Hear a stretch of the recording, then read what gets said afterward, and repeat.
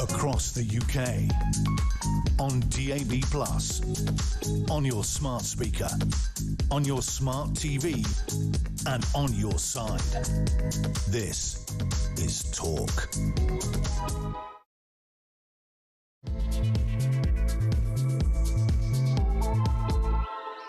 Very, very good morning to you. This is Talk. We are the home of common sense. Thank you very much indeed for your company. I'm Julia Hartley-Brewer, and whether you're listening on DAB+ radio, on your smart speaker, watching on YouTube or your connected device, very, very grateful for your company as always.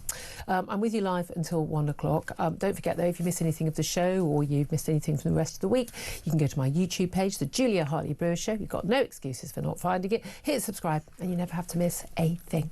Coming up in this hour, I mean, you couldn't make these stories up. You really couldn't make these stories up. Labour's one in, one out migrants returns deal with France has turned into a complete and utter joke of a farce after a small boat migrant who was deported to France under the scheme has now returned to Britain on, wait for it, a small boat.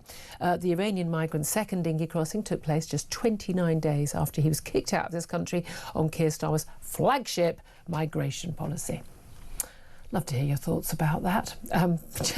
Where do you even start? Oh, by the way, we found that out yesterday, on the same day that we found out that the number of channel crossings so far this year have already exceeded the total for the whole of 2024. Some 36,900 illegal migrants have crossed this year, passing last year's total of 36,816. So well done, everybody. Gangs, well and truly smashed.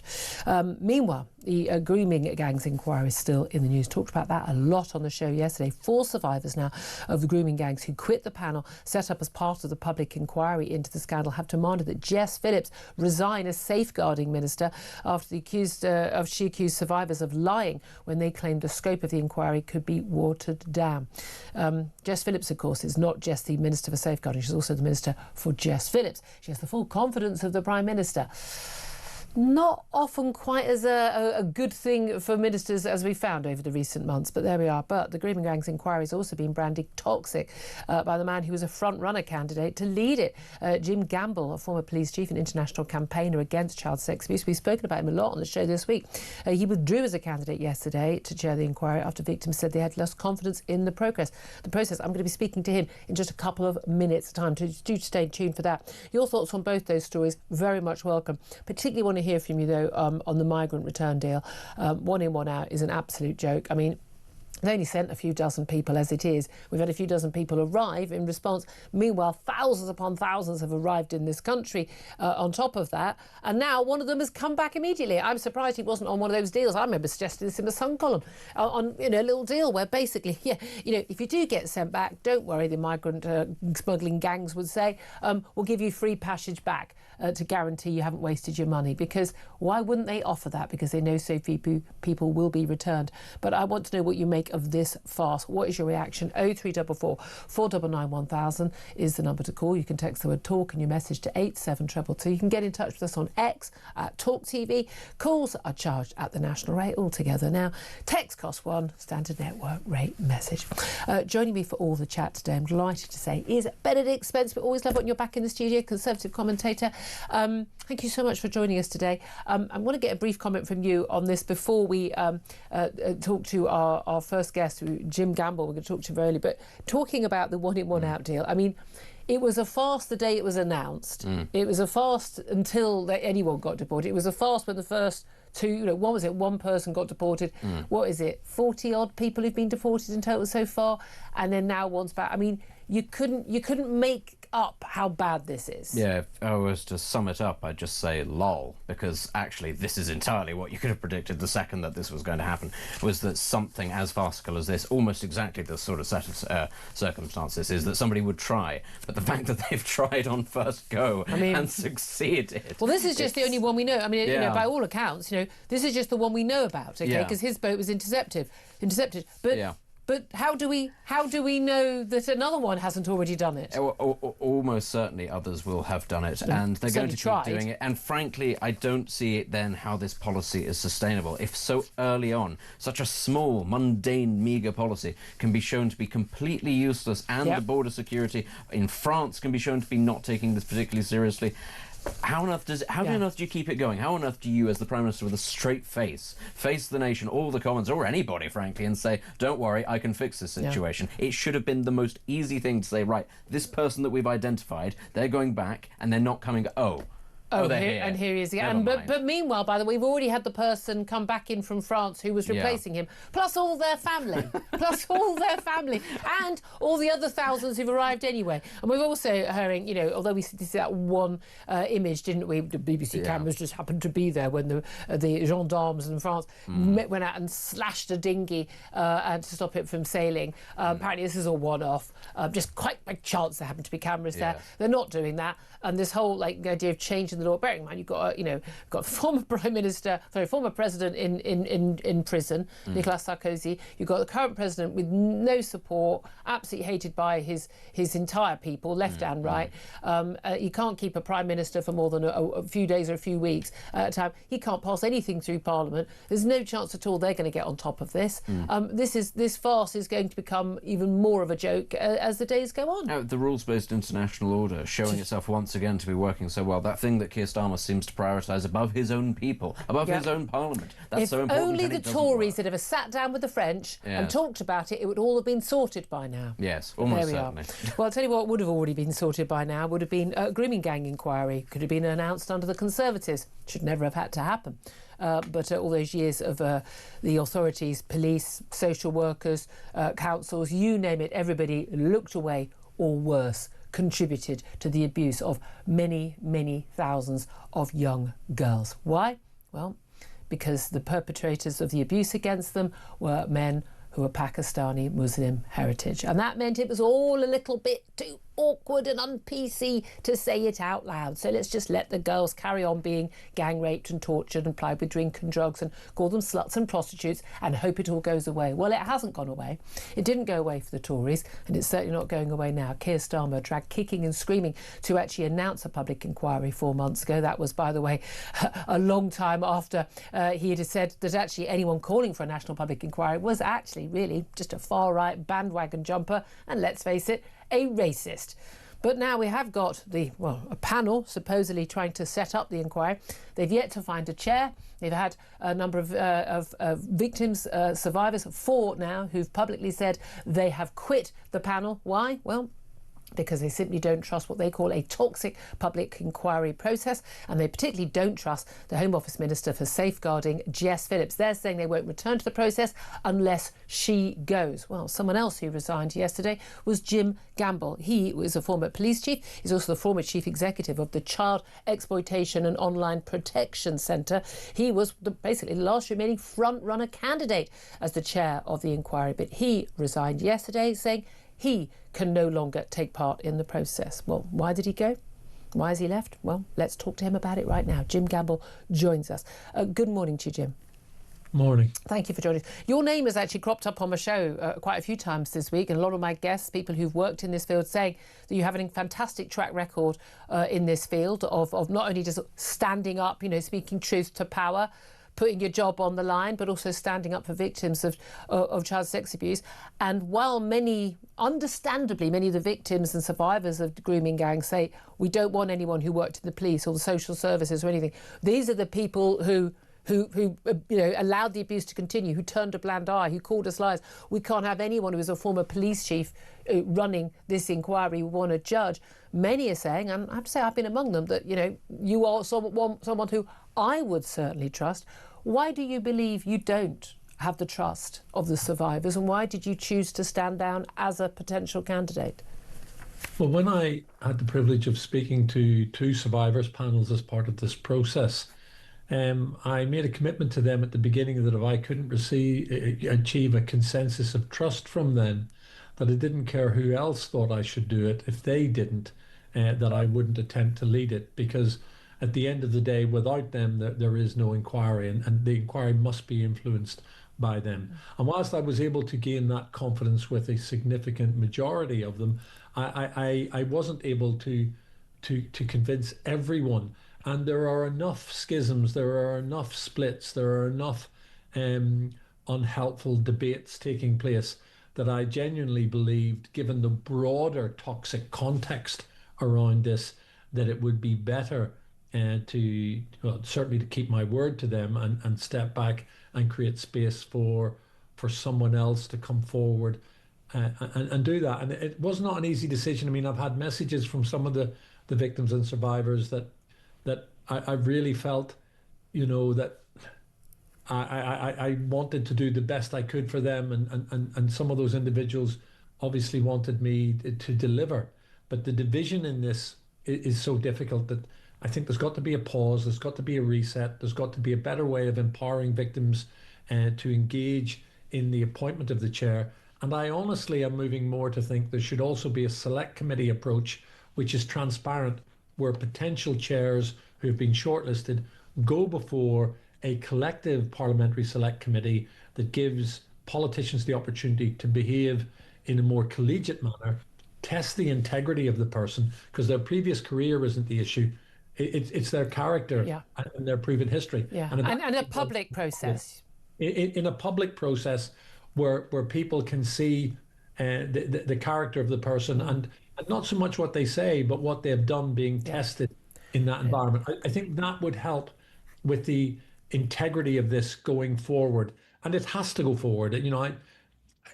I've been a critic of this government. I've been a critic of the previous government over many issues around safeguarding children. Well, this is it. You do have a track record here. I'm not, blowing smoke up your backside, Jim. I've spoken to you many years as a radio presenter in your role as the former chief executive of CEOPS, the Child Exploitation Online Protection Centre, the work you've done there. You are a former police chief, but you did resign. You have resigned in the past over interference. Tell us the circumstances where that is. You've put your job on the line before. Yeah, I mean, people say that, I'm a former police officer, and it's used almost as a criticism in this process. Yeah. I'm a former police officer because, actually, unbelievably, 15 years ago, that's how long ago it was, I believed that the direction of travel by the then government under the Home Secretary that was Theresa May wasn't operating in the best interests of children and young people by assimilating CEOP, where safeguarding children was the priority, not one amongst many, into a much larger organisation where I felt its authority and voice would be so assimilated that it would be diluted. And that happened. But I resigned in protest at that time. And that's the concern of the survivors of the grooming gangs, is the idea that there was this push to dilute it. Well, let's look at other different, group child abuse, and that would dilute the particular issue of the ethnic and religious motivations behind the choice of victims in grooming gangs. Yeah, and to be fair, whenever I spoke to Jess Phillips, whenever I engaged with ministers in the Home Office, it was made clear to me that there was no attempt to dilute. There was no intent. Except there's a document asking. I mean, this is the thing. We'll come on to Jess Phillips in a moment, but there has been a document that's been put in the public domain where the survivors and others on this panel looking to set up the inquiry are asked, should we widen the remit? That they have looked at that as an option. Yeah, I mean, I'm sure that is the case. I don't think anyone would hide away from that. What I'm saying is, in my engagement, I was clear that the terms of reference will need to be set by law, but by whoever is appointed chair, and that if I was appointed chair, those terms of reference would be fundamentally informed by victims and survivors. There are a number of victims and survivors who do see a value in expanding this.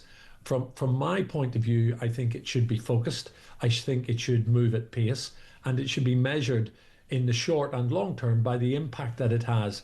So it was a real loss to the Victim and Survivors panel to lose 4 people who brought their lived experience in a very courageous way to it. And I think losing Fiona Goddard, who's someone that I have followed in media. One of the survivors, one of the survivors who really has been courageous in, unpacking what happened to them, setting aside their anonymity, and showing a generosity of spirit. But what she said in her letter was that they were the consultation document in which they were asked whether the inquiry could take a broad approach, completely and utterly proved that Jess Phillips, the safeguarding minister at the Home Office, was lying when she said there had been no attempt to do this. And as Fiona Goddard said, I didn't make this up. The documents are right there. Being dismissed and contradicted by a minister when you're telling the truth takes you right back to that feeling of not being believed all over again. Throughout my whole life, I've been accused of lying over and over again. That is part of the whole scandal. And as you know, that's exactly what happened. Now, you said in your resignation letter, resigning from the process and saying you were no longer able to be considered as a candidate, that there was political point scoring, that there was a toxic culture at the inquiry. Who are you accusing?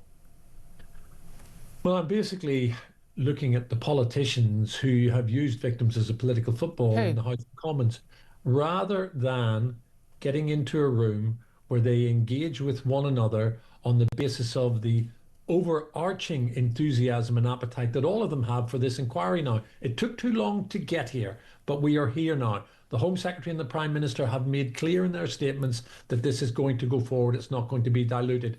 So I think echoing victims' voices is absolutely right, but echoing them and weaponizing them from one political party against another is just not helpful, because none of them have covered themselves in glory. True. I genuinely think they need to get into a room together, all of the parties, say, look, the principle we agree on is there needs to be an inquiry. How can we collaborate and lead by example so that there is a cross-party approach to this?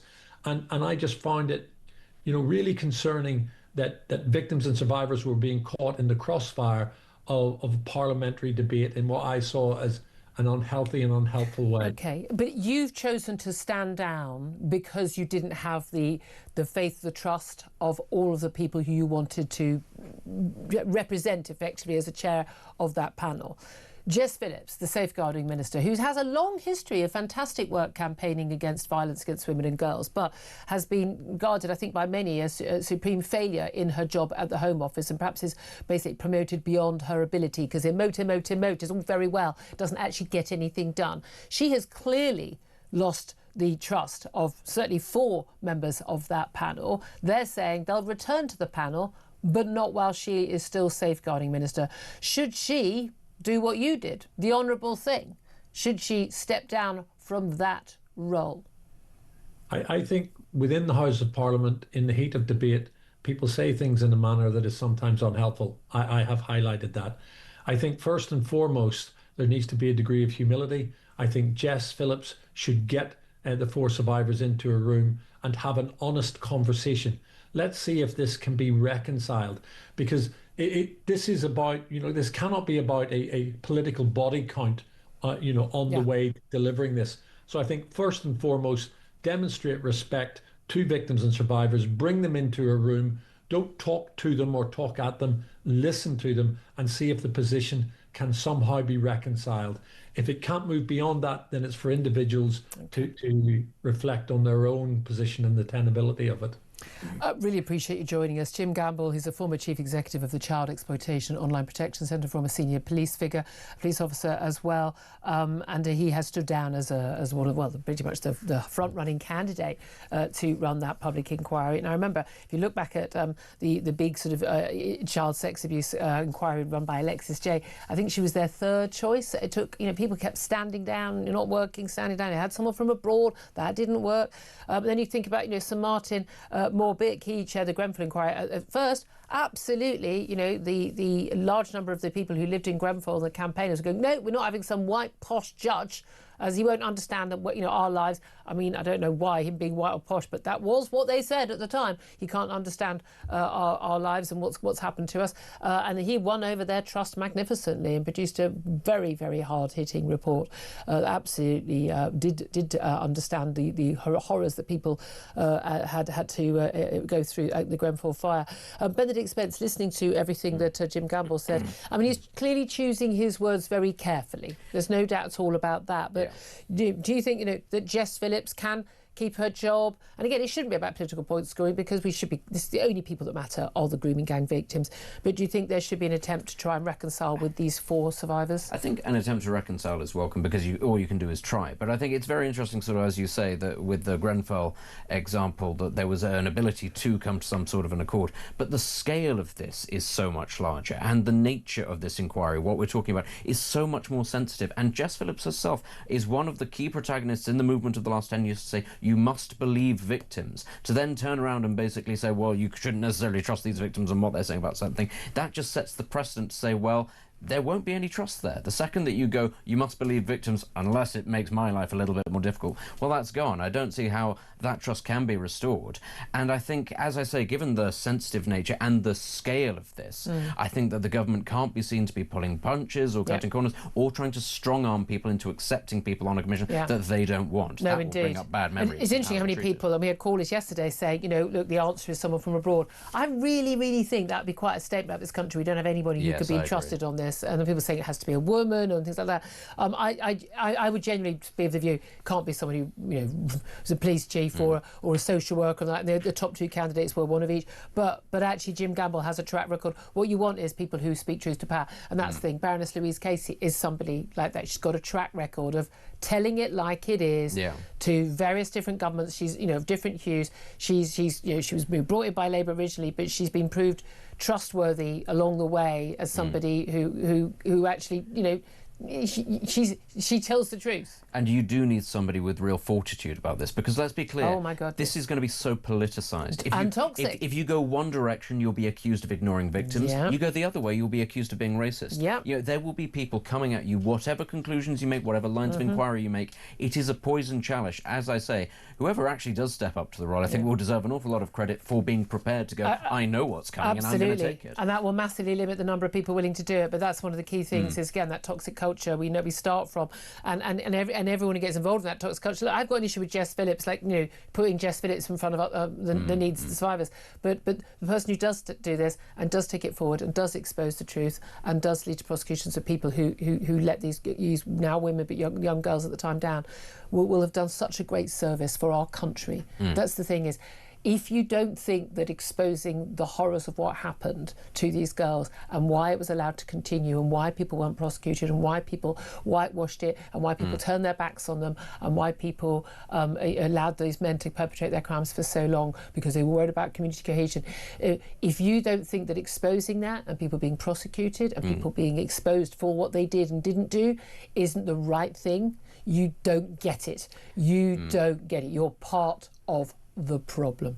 I'd love to hear your thoughts on this. 0344 499 1000, and of course on the one in one out migrant return still. There's a complete and utter farce now after one of the dinghy arrivals who was deported to France 29 days later has actually returned to the UK. You couldn't make this stuff up. Also, breaking news on rather less serious stuff, but I don't know, a lot of Strictly fans out there. Claudia Winkleman and Tess Daly have just announced on Instagram that they are both jointly stepping down from hosting Strictly Come Dancing at the end of this series. We were always going to leave together and now feels like the right time. They said, of course, there's been some very toxic, talking of toxic is the word of the day, coverage of what has been going on behind the scenes at Strictly over the last few years. We'll wonder if that is related to it. Who knows? We'll see if we can get to the bottom of that by the end of the show. 10:25 is the time. We'll take a quick break. Get in touch, 0344 499 1000 to have your say on anything you want to. This is Talk.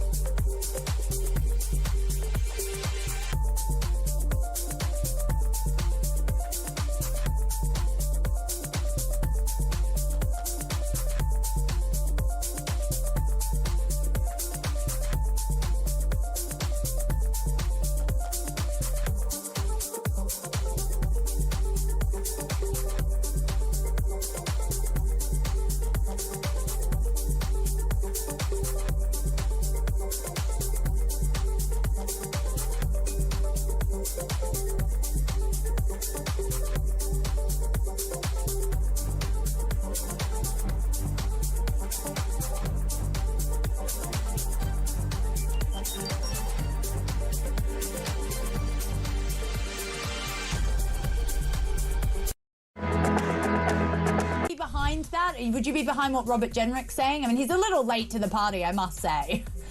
Listen, I absolutely hate the burqa. It represents oppression. It doesn't represent an open society. There's absolutely no reason to hide your face.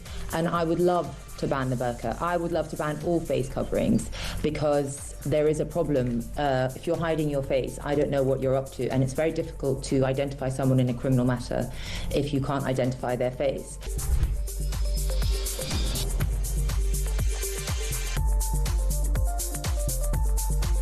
Across the UK, on DAB+, on your smart speaker, on your smart TV, and on your side. This is Talk. Good morning, welcome back to the show. It's time to squeeze in a quick call before we go to our next guest, and I'll get more of your calls up, I promise, in the next half hour. Obviously, again, shift things around, it completely throws us all, doesn't it? We had a guest a little bit earlier speaking to Jim Gamble regarding that inquiry into the grooming gangs. Love to hear your thoughts on that. 0344 499 1000 on anything you want to talk about. But let's face it, the one-in, one-out farce is top of the news list today. Ian is on the line and he is in Cheshire and wants to have his say on that. Good morning to you, Ian. Good morning, Julia. Good morning. Hope you're well. I'm well. You know, you want to laugh or cry, don't you, about this one-in, one-out farce? It's an absolute joke. And don't get me wrong, Julia. I'm a 24-year military veteran. I've seen, you know, in foreign countries where there's persecution, there's hardship, and there's things I wouldn't want to see again. And when people are fleeing that type of environment, but they'll come to our country and accept our sort of way of life, our sort of morals, etc., you know, I've got no issue with that. But at the moment, with Keir Starmer and his migrant policy, it's an absolute joke. And it's proven today when we've had someone who was previously taken away from the country is now back. And I think we're just seen as a soft touch and a charity to Europe. People who are fleeing a country, when they've hit mainland Europe, they've actually fled that persecution. The only reason they want to come to UK is because we put them up in hotels, we give them primary access into medical and dental. You know, you can walk around any major city and you'll see veterans who served the Queen and country like I did, but unfortunately have fallen on hard times. They're now homeless. The governments are not interested in people like that. They're not interested in our own people. They're just, Keir Starmer is just interested in looking good and being played like a fiddle by the rest of Europe in the policies he's making, because I just cannot see. I can't get his mentality in my own head. Well, his mentality is he doesn't really think that thousands of undocumented men coming from overseas to this country is a problem. As long as we're not talking about it and blaming him for it, not really got a problem with it. I'm sorry, I think that's what the issue is. Same with the former Home Secretary, Yvette Cooper. No, it's definitely him and his government. And don't get me wrong, I didn't vote for Labour. I kind of guessed that. I think that was a given. No, and don't get, you know, I'll be behind any government that puts our people first. Keir Starmer doesn't. That's it. Exactly. I'm not party political. There's no party that 100% represents everything I want. And, you know, and exactly, I just want some common sense and some values and some understanding of what matters and ability to get anything done. It's genuinely painful watching this. But the whole shtick that we had from Labour was the Tories won't sit down and cooperate with France, with Brussels, and if only they do that, we can sort this problem out. The problem is Boris's bluster, Rishi Sunak's bluster, and we will sort it out. How's that working out? I think we should just send them back when they come over on a boat, regardless of whatever diplomatic issue it will cause with France. It's send them back, and at some point, when all the migrants are going back to France, the gangs that are facilitating this won't get the money. Exactly. You know, what's the point of me paying you $1,500? I'm going to be sent back in 5 minutes' time. Exactly. It's absolutely ridiculous. And there's that old saying, isn't there, Julia? Charity starts at home.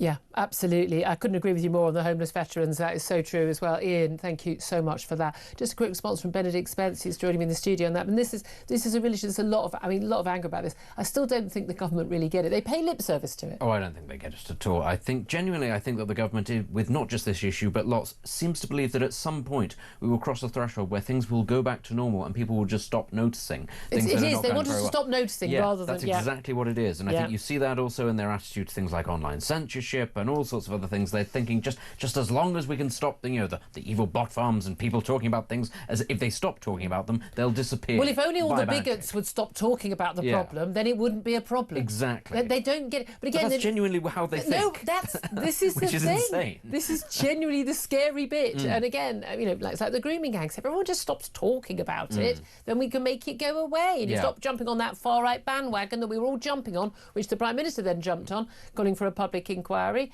I mean, this it's our fault. We're talking it into existence. Stop it. Just stop it. Everyone be quiet. You stop it first. You stop it. You stop it, and then it'll all go away. And then everything will be fine, and our country will be brilliant. And then, it's such an insult to our intelligence. It's such an insult. 10:34 is the time. It's our time. It's all of our time.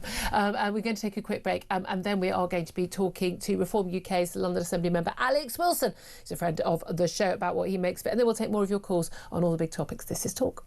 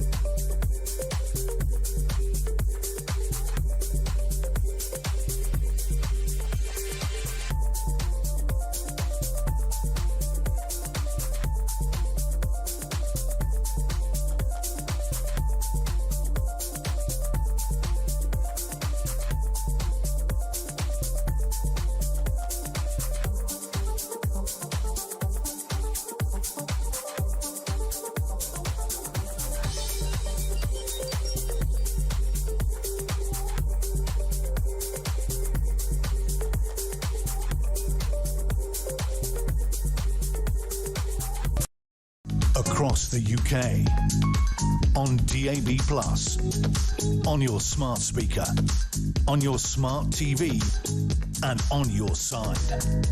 This is Talk. This is Talk. Welcome back. 10:36 is the time. I'm Julia Hartley-Brewer. Still getting your calls coming in thick and fast on the two biggest issues of the day. One, of course, is the failure of the one-in, one-out migrant returns deal, and, of course, also the ongoing, toxic culture of the public inquiry into grooming gangs. Let's talk specifically about, first up, the migrant returns deal with my next guest. Alex Wilson is a London Assembly member for Reform UK and joins us now. Good morning to you, Alex. Good morning, Julia. Great to be with you again. Thank you very much indeed for joining us. I just don't even know where we start. The one-in, one-out deal. Not only have we had barely anyone be out and then a load of people come in, one for one, but we've also had thousands and thousands more arrivals on top of that, and of course all the family members of those. We've seen the number of people arriving in this country as illegal migrants on those boats, and that's just the boats, that's just the people we know about. In this year, just to this point, mid-October, has now topped the number for the whole of 2024, which was 36,816 people.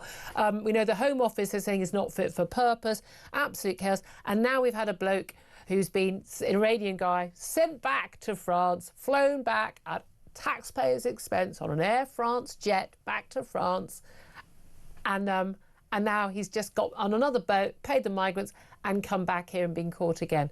What do you make of it? Well, as you say, where to start? I think the best place to start is actually picking up from the discussion you were just having with Benedict, that the government would wish that we just stopped talking about this and it would go away, and then people wouldn't be aware of it going on. But it's great that channels like yours are talking about it, and indeed your last caller as well. You can sense the frustration that domestic British people, taxpayers, hardworking people seem to be at the back of the queue for everything and are paying for this while the floodgates are still open, the borders are out of control, and we have these thousands upon thousands of undocumented migrants coming across on the boats. Almost 37,000 now this year alone, topping what happened last year, and there's still over 2 months to go. So it'll be another record year. And even since this one in, one out deal has started at the beginning of August, 11,000 plus have come in, and I think 42 have been sent back. Make that 41 now, because obviously this chap from originally from Iran has now returned in a dinghy, and the whole process starts all over again with him, and there'll be legal challenges. He's claiming all sorts of things about how he feels unsafe, so no doubt the lawyers will get involved, and the government will really struggle to even get him back before we even start to and even if they do, what's to stop him going? Apparently, we're all going to be really, really shocked by this. Apparently, he decided he was being held in an immigration detention centre in France, and he just left it. Brilliant. Utterly brilliant. I remember joking about this in a column I wrote when this vast the scheme first came in, and saying that would this deter anyone paying those Channel people smugglers? No, because all they'll do is say, if you get sent back, we'll give you another free ride over, and I bet you anything that's what they're going to do. I think you're right. That's what's going to happen, and it shows that the whole scheme that Starmer's put in place, he talks tough, or pretends to talk tough, but actually the reality is this scheme isn't working. It's a drop in the ocean, and even those that are being sent back are now starting to return. So the whole immigration system is broken. We know that. We've been talking about it for a long time. Yep. Your channel's been talking about it for a long time, and we need something different to happen. We need to start by tackling the legal obstacles, which include obviously leaving the ECHR. But before we do that, we can't really do anything at all. And also the structure of the Home Office itself. We've now seen even the Home Secretary admitting that the Home Office is not fit for purpose. That was first said 20 years ago by John Reid when he was Home Secretary, and nothing has changed in that time. What we need to tackle illegal migration, as well as leaving the ECHR, we need a special department set up purely to focus on this, operated by people who actually believe in doing that job and are not just looking for a culture of defeatism and excuses to why. Well, not even just defeatism.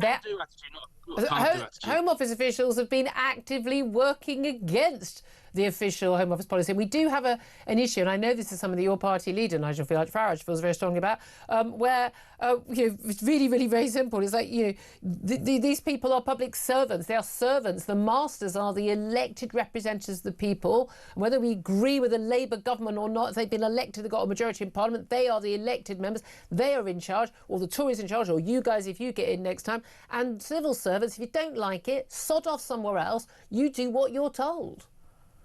Absolutely. And that's a real challenge for governments of all political complexions. We thought it was a problem when the Tories were in, and we thought, perhaps when a Labour government comes in, all these lefty civil servants will actually get behind them and not obstruct them. Well, that doesn't seem to have changed. I think it's a cultural thing within the civil service. I think you need to have a system whereby at the top level of each department, you need to be able to do something similar to how the Americans do it. When you have a new administration, you bring in some political appointees at the top to set that tone of leadership and make sure that the organisation is then responding to and delivering the mandate of an elected government. We have elections and democracy for a reason. It's so that we have an administration can take control that has the backing of the public and what needs to be done. And if the civil service get in the way, then clearly that system isn't working. So you need those appointments to make it happen at the highest level. I think we're going to be needing mass sackings. I really, really do. There's no way if you guys get in and you're odds-on favourites to be the next government, there's no way you're going to get anything done. They did enough to stymie the Tories, who are barely trying to do anything.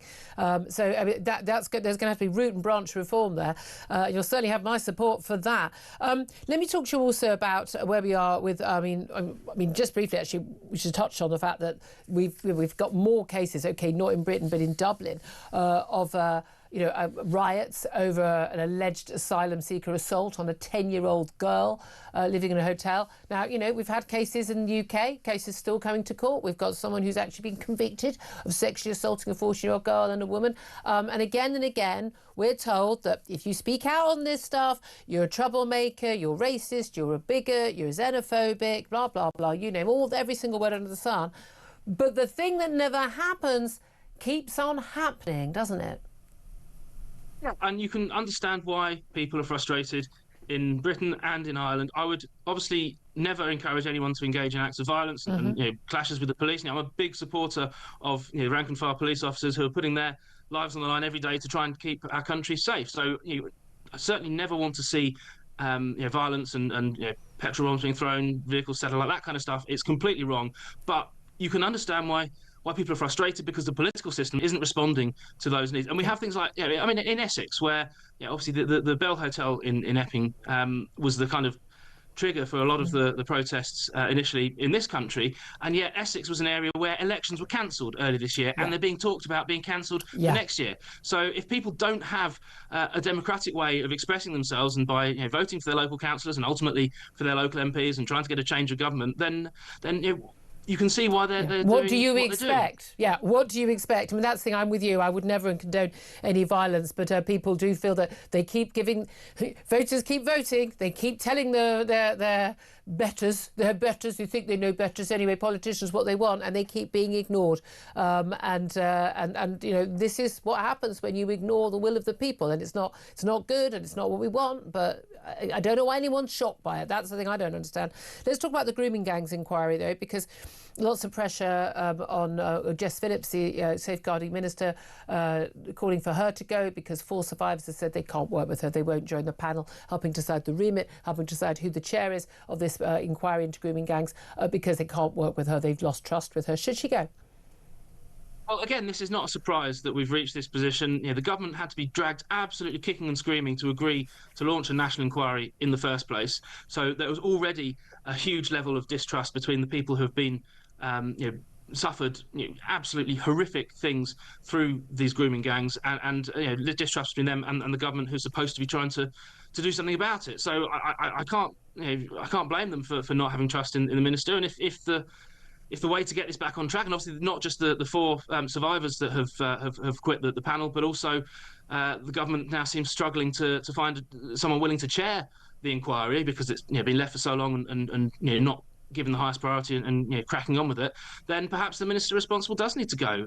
The most important thing is the victims, the survivors who have suffered these unimaginable, horrific experiences at the hands of these gangs, and we need to get to the bottom of this. So it needs to happen, and if Jess Phillips needs to resign in order to make that happen, then bring on Jess Phillips' resignation. Well, many would agree with you on that. What do you make about the accusations against Sadiq Khan? I mean, he had a clash with a Conservative London Assembly member or leader, Susan Hall, earlier in the year. Incredibly arrogant, sort of pretending not to understand the question. It's gone very viral, that exchange about London grooming gangs. We know on the front page of the newspapers this week that he has seen reports and has signed off and responded to reports as the Police and Crime Commissioner and the Mayor of London to police inspector reports talking about problems with grooming gangs. He appears to think that there are no grooming gangs in London that we need to worry about.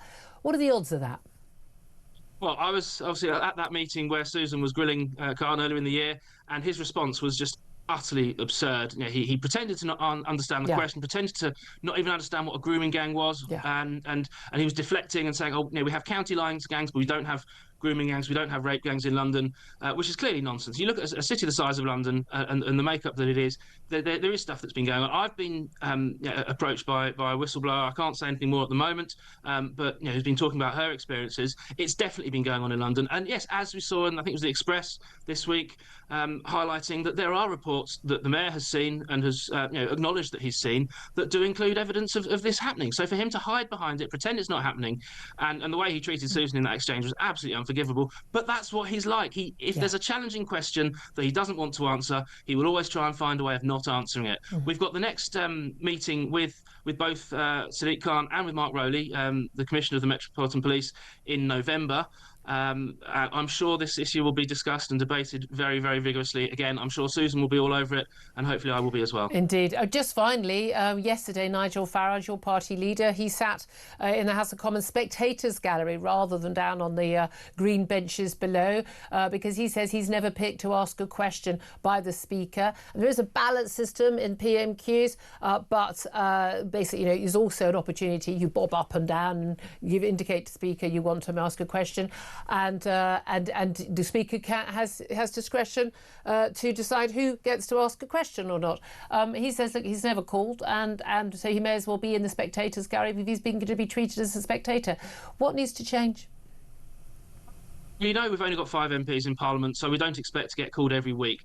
But when we're leading the opinion polls in the way that we are, we've led, I think, 145 consecutive opinion polls since the middle of April, obviously getting fantastic results in local by-elections and indeed the all-out local elections back in May. So we are a big political force, and that voice needs to be heard. But the thing that's really, I think, frustrating, Nigel, is he doesn't get a right to reply. Every time there's an exchange, Starmer will criticise reform and criticise Farage repeatedly, week after week after week, and he doesn't have the opportunity to reply to that. That's why he's frustrated, and that's why I think he should be called more often in order to have that proper exchange, because we are a big force in British politics now. Obviously, things can go down as well as up, but the way things are at the moment, we certainly need to be heard. And PMQs, it's the showpiece event every week, and there's no reason why we don't get a bigger slice of that cherry. Alex Wilson, Reform UK, London Assembly Member, thank you very much indeed. Sorry, that slight interruption. I was a bit worried. There is an election day which obviously cannot be mentioned. We have very strict rules about elections on election day, so just I got in a bit of a panic there. Benedict Spence, what do you want to come back on there? I think it's interesting, isn't it, the lack of ability of Nigel Farage as the sort of the de facto leader of the opposition, or de jure de facto. And the Prime Minister treats him as that. This is the thing. It's a valid criticism, actually, because you would be sitting there going, well, it's a very small party, sort of based entirely on the number of MPs. But how is it that Reform are able to literally set the agenda in this country, but the leader is not able to sort of ask, given the basic courtesy that's given to other party leaders on the same scale? And this is, I suppose, a bit of a problem with our system, which is that you can be leading the polls, have almost twice as much at one point as the actual government, and you're still hamstrung by these rules. And then not be allowed in a leaders' debate, for instance, on television, because it's based on your, there are lots of different rules. I mean, the rules will be, it's going to be very complicated. And of course, we've got the establishment deciding those rules. But, Sir Lindsay Hoyle is, he's a Labour MP who's now independent as the Speaker. But he has a lot of discretion. And it seems to me there does seem to need to be a meeting about that, because it's supposed to be representing the people, and if that is where the people are now, that's it. 10:50 is the time. We'll take a quick break. We're going to get to your calls. Have your say on grooming gangs, the one in, one out, failure, you name it. Give us a call, 0344 499 1000. This is Talk.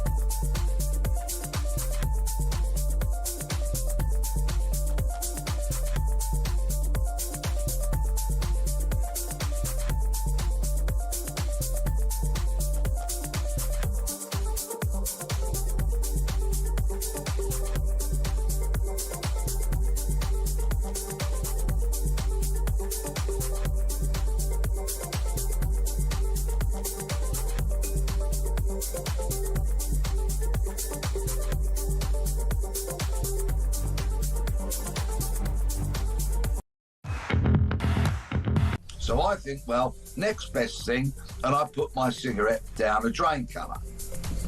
Out of the shadows. How dare you? Oh, yeah, I mean, crime of the century, isn't it, really? Knock me up and throw away the key. Well, in this country, yeah. Quite clearly. Out of the shadows comes from Lambeth Council, Mr. Enforcement Officer, with, of course, his body cam on, just in case I give him any abuse, which I wouldn't.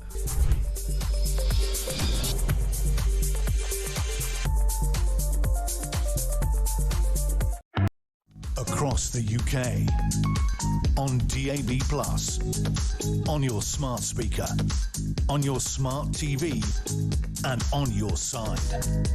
This is Talk. Good morning, welcome back to the show. 10:54 is the time. Let's get straight to your calls. 0344 499 1000. First up, Herbie is in Harrow and he wants to talk about grooming gangs. Herbie, thank you so much for getting in touch. What do you want to say? Good morning, Julia. Oh, Julia, this is an absolute scam and shame on this country.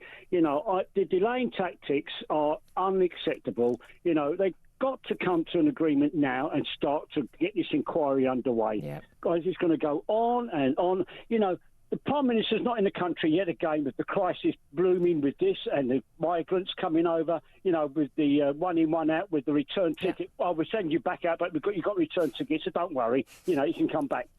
What an absolute shame of this government. How in God's name can they carry on like it? It can't go on. It can't. No. I mean, that said, and it was really quite brutal exchanges at PMQs between Kemi Badenoch and Keir Starmer. Keir Starmer made the perfectly valid point, so Tories had quite a long time to do a grooming gang scandal inquiry.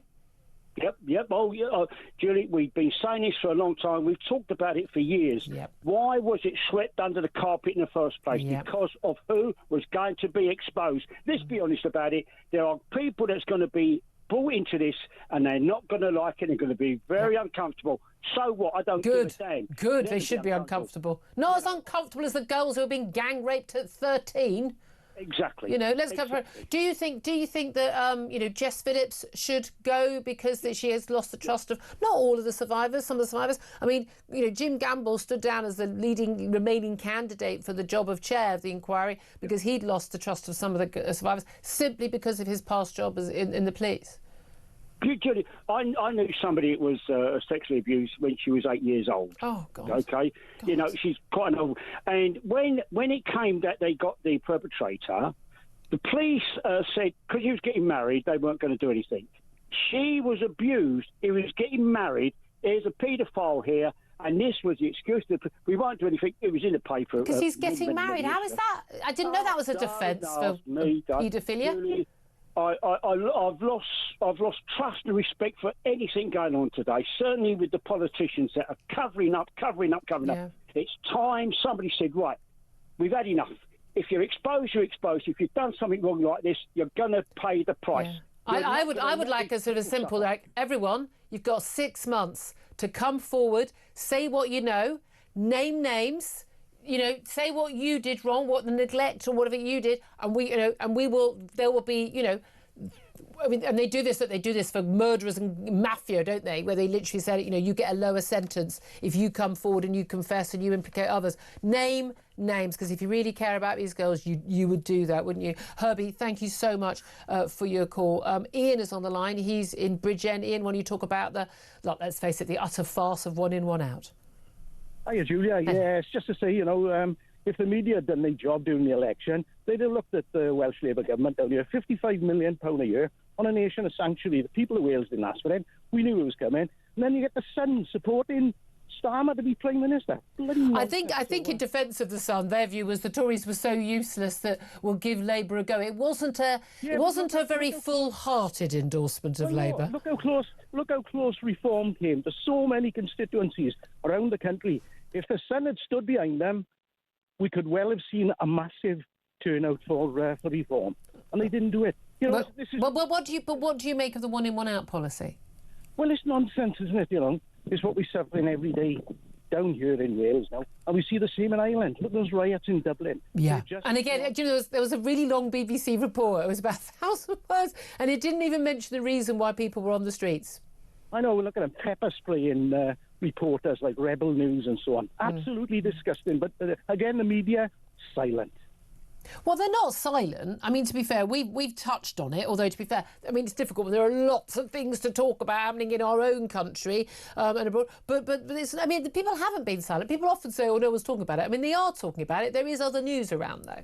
Well, no, you know, we said at the time, Wales needs to be looked at. To be fair to Cameron and Rishi from time to time, he did hold the Welsh Government to account, but the media didn't do its job. No, okay. I appreciate that.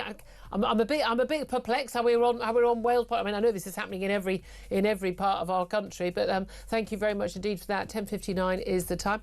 Going to take a little break for the news. Get the latest headlines. I don't know how many more migrants have come in the last hour. We should just make that an hourly news break, shouldn't we? But there we are. We're going to talk about more about the one in, one out migrant returns deal.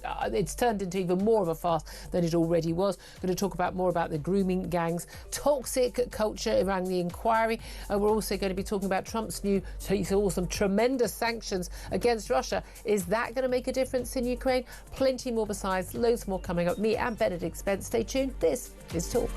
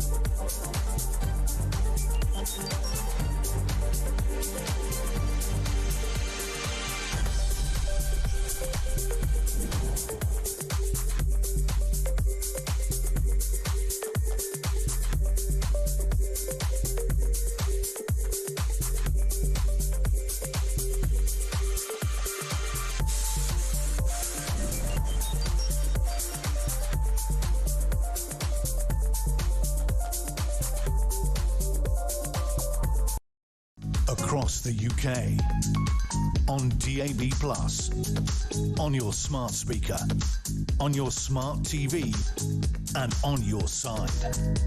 This is Talk.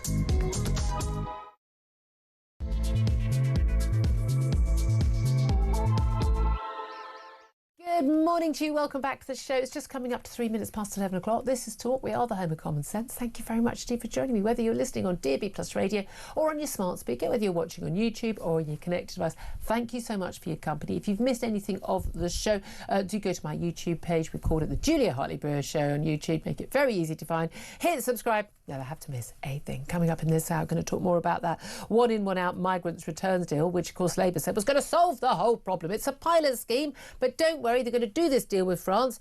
It's all going to basically be scaled up, and then there won't be any incentive for anyone to come here because they're going to be returned. Oh, we're going to take someone else back in return and all their family, but don't worry about that.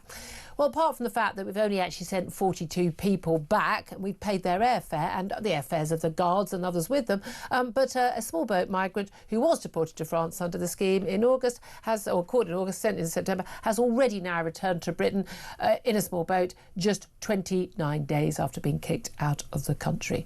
It is a farce. It's beyond a farce. I'd love to hear your thoughts on that. Plus, this happened on the same day yesterday that the number of channel crossings so far this year basically managed to top the total for the whole of 2024. In 2024, we saw 38,816 crossings. By the way, I need to stress this every time. That's just the small boat migrants, not including those who smuggle themselves into lorries on trains and the like. And that's just the ones we know about, the ones that were intercepted. There are many more than that. Plus, of course, all the many, many, many tens of thousands who overstay their legal visa on a tourist, on a work visa or a student visa to stay in this country. So the numbers are way in excess of that. But we've now already had 36,900 illegal migrants that we know of arrive this year. So it's all going very well. Just as well, in fact, as the grooming gang scandal inquiry. Set up 4 months ago, still don't have a chair, still don't have a full remit. And 4 survivors of grooming gangs who quit the panel set up as part of that inquiry have now demanded that Jess Phillips resigns as the safeguarding minister after she accused survivors of lying when they claimed the scope of the inquiry could be watered down. Plus, we're going to be talking about the knife-obsessed teenager who stabbed another boy to death was named yesterday after a judge locked him up for at least 16 years. Mohammed Umar Khan was 15 years old and he was named as the killer of Harvey Wilkes, also 15. Khan stabbed Harvey in the heart during a 9-second confrontation in front of other pupils during a lunch break at school. What on earth is going on with our young people? And are we just looking at, another Axel Rudikabana waiting to happen? Again and again, there are warnings about these young men and young girls, young women sometimes as well, who just have no ability to control their anger, who carry weapons with them to school, on buses, everywhere they go, and they are not stopped and nothing happens until they have killed. We need to talk more openly about it, and we will be talking more about that coming up with Benedict Spence, who's a Conservative commentator, joins us, I'm very delighted to say, today, asking for your reaction to all the big stories, in particular that one in, one out migrant return deal, which has turned into the farce we always knew it was. It's even worse than we thought it was. But give us your reaction. Give us a call on 0344 499 1000. Text the word talk in your message to 87222. Get in touch with us on X at Talk TV. Calls are charged at the national rate. Text cost £1, standard network rate message. Benedict, where do we even start with that migrant policy? I mean, we've got about 2 minutes to talk about the story. I was thinking I would just laugh for 2 minutes. Have we got 2 minutes? I was just going. Well, we could. Half an hour of me laughing isn't quite as I'd like to see you carry it on. Would you like me to try that? I don't think people would, but that's basically what I could offer, because that's about all that needs to be said about this. Everybody knew that it was a policy that wasn't going to work. It wasn't going to be a deterrent. It wasn't going to shift anything approaching the numbers of people that needed to be. But this was sort of taken as the flagship. Don't worry about scrapping Rwanda or anything like that. This is going to be the thing that really gets to them. And everybody said it's going to remove nobody, and almost certainly something is going to happen to make it look very silly. Yeah. Something like, for instance, people just coming straight back. And lo and behold, somebody has come straight back. We have identified one, as you pointed out. Who knows? I was about to say it could be any number, but it couldn't. There's only a very small number of people. There's only 42 who've been sent back. Yeah, so it's actually... I think the migrants who come from France in return come on Air France flights. We send them on BA. Do you know how much a ticket on BA is? And they're buying fully flexible tickets. Yeah. They're paying you can get... Sorry, but you can get to Paris on, Ryanair or EasyJet or whatever for 50 quid. They're paying about 400 or 500 quid a ticket. It's very classically British to say. Now, we're terribly sorry that we're having to send you back, but until you do get back to the UK, please accept our apologies. Don't worry, and here's your BA flight. But also, we're paying for the staff with them. We're paying. The whole thing's costing us an absolute fortune. It's a great gig if you're BA, I suppose, but ultimately they're probably just the only people who fly BA. I was going to say they're just disappointed in handcuffs. Yeah, strangely enough, BA staff will be absolutely absolutely desperate for more people to be deported to France so that they can actually get enough custom. Yeah. But then they all get sent back. I keep on saying, I want to know, do you get your Avios points if you're sent back on a BA flight that you didn't book? I wouldn't be surprised some of these migrants are going, cool, do I get the points or does the Home Office get the points? I was going they add up over the year. They nice, do. They do a load of points, get your free flight to New York. No, not get your free flight to New York. You get your free flight back to where you came from on holiday, because it turns out it's not so dangerous after all. That whole thing of, oh, please don't send me to Sudan because it's dangerous, but now that I've got indefinite leave to remain, I will be going back there every year. But this is the thing, we're laughing about it because you have to laugh or else you'd cry. Yeah. And that's the thing. But it's not a laughing matter because we don't know who these men are. They are, okay, this guy was probably not one of the worst ones because France wouldn't have accepted him back. We get to keep them, us lucky things. But, he hadn't actually been convicted of a crime anywhere yet, as far as we know, assuming we know his identity. But apparently, he was Iranian. But I mean, it's just such an absolute joke that this person has been sent back. But we, as you say, we always knew it was going to be a farce, even if it worked. It was only a pilot scheme, so the numbers are small, but it's supposed to be scaled up. But again, so every single person we add to that scheme to send them back, we get someone else plus their family, and then they can bring the rest of their family in. And we keep being told, no, you can't bring in, it's only your husband, wife, your kids. Second cousin. Well, no, but this thing, I keep being told, no, that's not the case, they can't bring. No, but then those people, when they make a claim, they can use the argument, but my brother-in-law, my cousin lives there, and therefore it is used, and it does allow whole families to turn up, and that's the issue. That's where we get to the problem. But we also have the thing that a lot of these people, we know there's issues about it. There's we've got two stories involving, Dublin. We've got massive clashes, riots, fireworks and things, in prams, for goodness sake, outside a hotel housing asylum seekers in Dublin. This after a man who is alleged to have been an asylum seeker in put in this hotel has been accused of serious sexual assault. There's an unserious sexual assault of a 10-year-old girl. And we're back in the same territory as the case that we've had in the UK of an asylum seeker, again accused and now convicted, sexual assault on a 14-year-old girl and on a woman, asking the 14-year-old to have his baby, touching her thigh. Really, she was in a school uniform. He knew what age she was. And we've got other cases still going through the courts of allegations against something, even in the same hotel. So, we've got an issue with some of these men already. Plus, we've now got an asylum seeker who has been convicted of sexually assaulting 3 different women, grabbing them as he cycled, grabbing women, slapping one on the bum, grabbing another woman by between the legs. Can you imagine you're walking along and someone, a complete stranger, slaps you on your backside or grabs a personal part of your body? That is scary. That is going to impact your daily life for a very long time, in your fear of I don't know whether I'm safe enough. And he was spared jail, even though it wasn't a one-off. He claimed, he had a problem with brakes on his bike. A load of abject nonsense. This is the stuff that is going on. And then if we talk about it, we're the bad people. I think, for a start, the fact that, these people aren't being deported sort of as a matter of the first thing that happens, frankly. Saying that they have to face justice in this country. No, if it's so bad in their own country, they can go and face the justice there. And very often, of course, you hear people saying, well, I couldn't possibly be sent back to that country. I'll be persecuted for being a sex offender. Yeah. And you go, oh, no, how terrible. Yes. But honestly, none of these people in this circumstances should be coming here.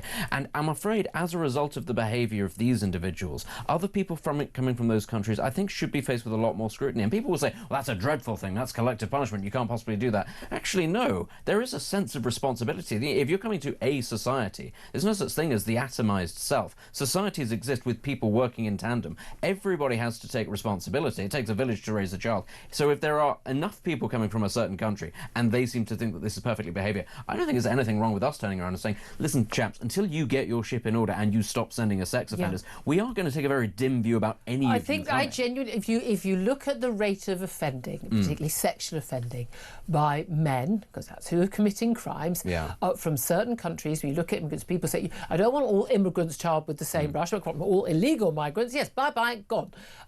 but even those who've arrived legally or given legal right to stay, the scale of offending for the number of people who are in the country, if you actually do it per capita people in the country, is off the scale for certain countries, and it is largely, it is the Afghanistans, the Syrias, it is North African and Middle East countries. Now, why would that be? It is very simple. It's a different culture. It's people coming from a culture which, I'm sorry, it's backward, medieval culture where women and gay people, women, girls are treated as second-class citizens, as basically as basically property, and the woman who is not covered up is fair game. She's basically a whore.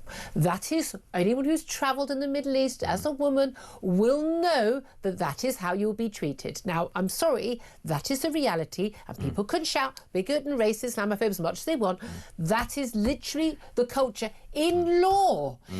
You can't rape your wife in most of these countries. It's not possible. Now, it was not possible to have committed the crime of rape in this country until a few decades ago. We changed that. We in the West have moved on, and it is quite clear to me we need to start having a big, long conversation about whether or not we want to be offering even any legal visas to people coming from certain countries about where they do not share our values. I think it's not an unfair question to ask politicians in this country, what is the acceptable trade-off for the safety of your children? How many girls do you think should get raped in order to be thought of as a nice person? Or for GDP to be at 0.01%? Is it acceptable to, to avoid a recession technically, but a couple of kids get raped? 4 14-year-olds, 3 10-year-olds, and 5 women. That is the acceptable level of rape this month, or sexual assault. And does it have to be divvied up equally amongst all Do we groups, spread it around the counties? Does one Welsh person get to do it? Are your kids fair game? And that's the thing. It's not happening. To the people who are making the decisions, who are pointing at us and going, how dare you use xenophobic bigots?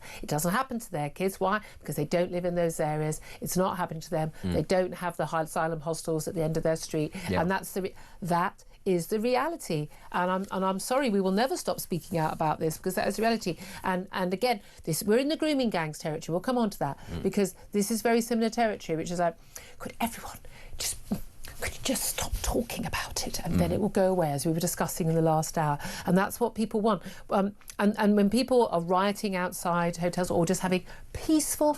By the way, people rioting in Dublin, they get the same condemnation as the women and girls who put on their pink T-shirts and protested completely peacefully outside, the Bell Hotel in Epping. They get the same condemnation. So it doesn't matter how peaceful you are, you get the same condemnation, because you're speaking up and you're saying things you're not supposed to say out loud. I would say, actually, having looked at the Republic of Ireland and what's going on there, one thing I would say is, at the very least, we are able to have the conversations in this country now. In that country, there is a simple refusal by the media or politicians to accept that it's happening. And I think that country is in for a really nasty awakening in the next couple of months if they have things on a similar sort of scale to what we have here. It's already started to happen. And when it happens in the Republic of Ireland, what you get is journalists, the same sort of journalist, somebody at the BBC would never actually dream of going, oh, it's not real, it's fake, it's completely, made up. They'd say it's a small number of extremists. But what they do in the Republic of Ireland is they genuinely just go, it's not happening. It's all just right-wing nonsense. You're making it up. It's being stoked by the BLM bots. riots in America, largely peaceful. You can literally see the petrol bombs behind you. They have not yet got to that stage where they're prepared to face that fact, and they will suffer. They don't have independent media that are willing to speak up about it, and that is a crucial thing. Exactly. Right, look, let's also talk about the grooming gangs, because again, actually, it was interesting, and again, there's certain online activists who claim credit for this stuff being exposed. Actually, it was Andrew Norfolk at the Times who wrote, and he's ashamed of himself. He said, sadly, has died now, but he wished he'd written about it earlier, because he just sort of couldn't believe what was going on. And a lot of people don't like to believe, and I think a lot of people just don't want to, turn the page, I don't want to know. But the grooming gang scandal is horrific, and it is widespread. It's 20 years plus old. It's been going on across the entire country.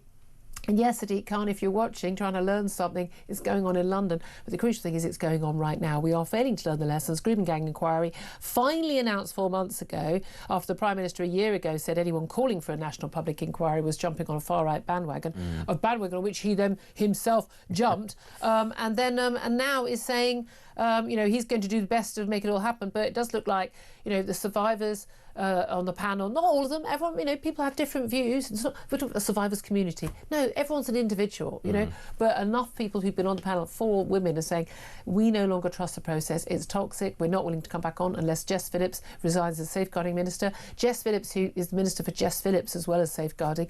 Let's be honest. You know, she in Commons the other day behaved really quite outrageously, and her attitude is quite similar to Keir Starmer's. Is how dare you question me, my track record? Well, your track record counts for 0 if you can't actually make this inquiry happen. I mean, the thing. Should she go? I think she will have to. Is the reality of the situation? I think people might appreciate if she tried to reconcile with these people, but I think the trust is probably gone, and you know, quite rightly so. If she does go, I don't think that you can be one of the champions during the Me Too era of believe all women, and then put the little caveat unless it's actually contradicting what I think. In which case, no, don't believe victims of sexual assault at all. That's not. Well, really especially she basically accused the victims of lying when they said they're trying to water it down, and it's a toxic culture, and I mean, and then they produce the receipts. When the here you go. Here are the documents where we've been asked quite clearly, do we want to widen the remit? Well, these are whistleblowers, and there's an inquiry because they've gone public, and now they're doing it again, and a figure of authority is going, don't believe them. It's kind of like, well, where does that sound familiar? Oh, right, that's the same pattern of behaviour that these women, and when they were girls, encountered at every single level. And there has to be that trust that they're not going to run into that kind of obfuscation again, precisely because that is their, I hate the expression lived experience, but that is what they have experienced. That's the reality. That is the reality, isn't it? Let's also talk about another reality, and this is the naming, finally, of the 15-year-old boy who killed his fellow schoolboy and his friend. They were best friends, by all accounts, Harvey Wilgoose. And I think we were all absolutely horrified back in February when Harvey was stabbed to death, stabbed through his heart in front of other pupils during his lunch break at All Saints Catholic High School in Sheffield.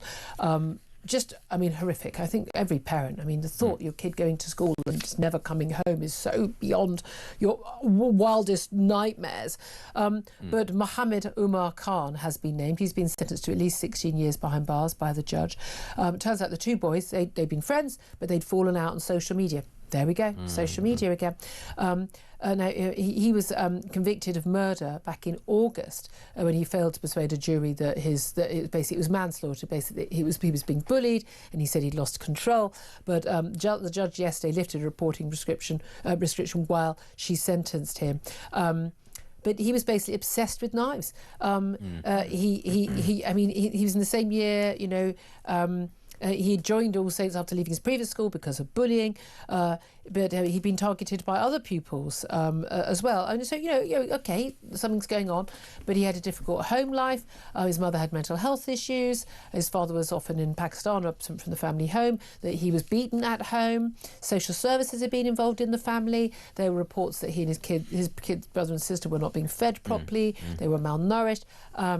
But the social service did no further action, even though the kids apparently were skinny, malnourished, didn't own pyjamas and had no sheets on their beds. There's a bit of a giveaway. Something's not going right at home. They assessed that he had been beaten, clearly.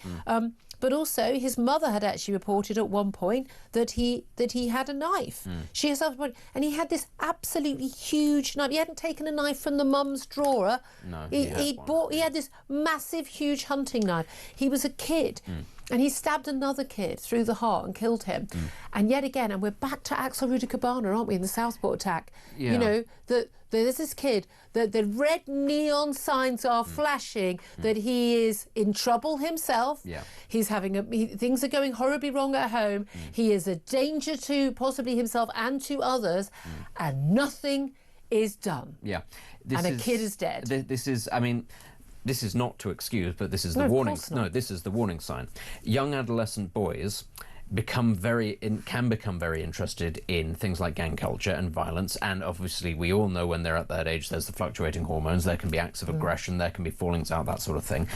The way that we're treating this... Boys used to just punch each other. Exactly. The way that we're treating this is not in line at all with the progress that has been made in terms of what it is that these boys are being exposed to. They didn't used to get exposed when it was, the worry about video games and rap music. Okay, that wasn't great, but let's be clear, it was not the things that they are able to access online. When they had phones when I was young, you were able to text, you were able to call, maybe you'd play some tinny music. Now you can access absolutely everything, the entirety of the internet, and I'm sorry, the Online Safety Act does not prevent people from doing it, especially tech-savvy children, far more tech-savvy than the adults. They can access this stuff, and gang culture in particular, and the fixation around knives is pushed onto them because it is seen as cool. It is a way of belonging. It is a way of giving them that sort of esteem, and it is dangerous. It didn't used to exist in this country. It's certainly not on anything like the scale that it currently does, and it wasn't being beamed into their eyeballs 24/7. And so many parents are just like, well, my kid's not seeing it. Yes, your kid is seeing horrific violent porn. Your kid is seeing violent killings, gruesome, horrible stuff. And if you think your kid isn't seeing it, you are living in cloud cuckoo land. And this is the other thing. We're talking here about knives, we're talking about gangs, as you just said there, violent pornography, but it's also self-harm. It is people promoting eating disorders, and it is, of course, the trans thing. All of this is stuff, happening. And trust me, it is your kids seeing it. They see it all the time. And we shouldn't really be surprised that children are growing up with huge problems when that is, at these formative, very delicate moments of their lives, that is what they're being subjected to. And there is almost no oversight. And it might sound very fusty. You have to take the phones away from them. You have to take them off social media. I think we are moving into that territory. I really do think we are. That we haven't got there before. And most parents just simply aren't capable of managing this issue. It's a parenting issue, but people need to spend more time talking to kids. But once again, also we've got failures of social services to take action. So the kids. The kids don't have they don't have a proper bed. They don't have pajamas. They're not being fed properly. They've got a mother with mental illness, an absent father. But when he is there, he's beating them. Oh, but no, let's leave the kids there. So again, we now have so many children in such bad homes, with such bad parents, that we don't even bother rescuing those kids, right? And look, he's a killer. There is a family right now who have lost their son. Harvey Wilkes, his family have lost their son, and he's lost his whole life. But you've got another kid whose life could also perhaps have been saved by action. And we've got an overworked and overstretched social services. We've also got social services, by the way, working from home in many places. You can't be a social worker and work from home. End of, nothing to discuss. That's absolutely not, But we have got a disaster. I don't know how many more times we can see someone, either a kid being killed or a kid killing, and we're just going to keep going. Again, like you were saying with the abuse, sex abuse by, illegal migrants. What is the level of children killing each other that we're going to accept as the norm before we don't even bother putting it on the front pages anymore? Yeah, and I have to say... Because black kids stabbing black kids in London, that's not even a news in brief anymore. Oh, it's not? Not even a news in brief. Which is appalling, because it used to be the sort of thing that would occupy the nation for months if that had happened. We just think it's just normal now. It should never be normal. No, it should never be normalised. Absolutely. And the reality is there needs to be an intervention at some point, because, as you say, it's the number of parents who are unable or unwilling to do these basic things. Absolutely. I'd love to hear your thoughts on all the stories we are talking about. Do get in touch. Give us a call, 0344 499 1000. We'll get your calls up next. This is Talk.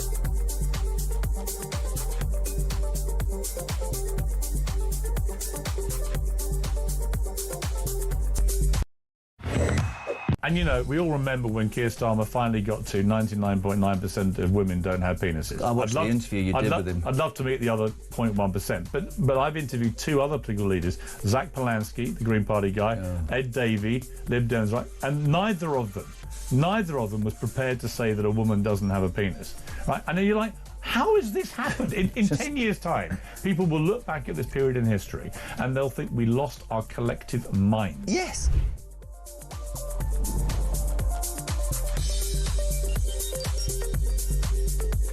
Plus, on your smart speaker, on your smart TV, and on your side. This is Talk.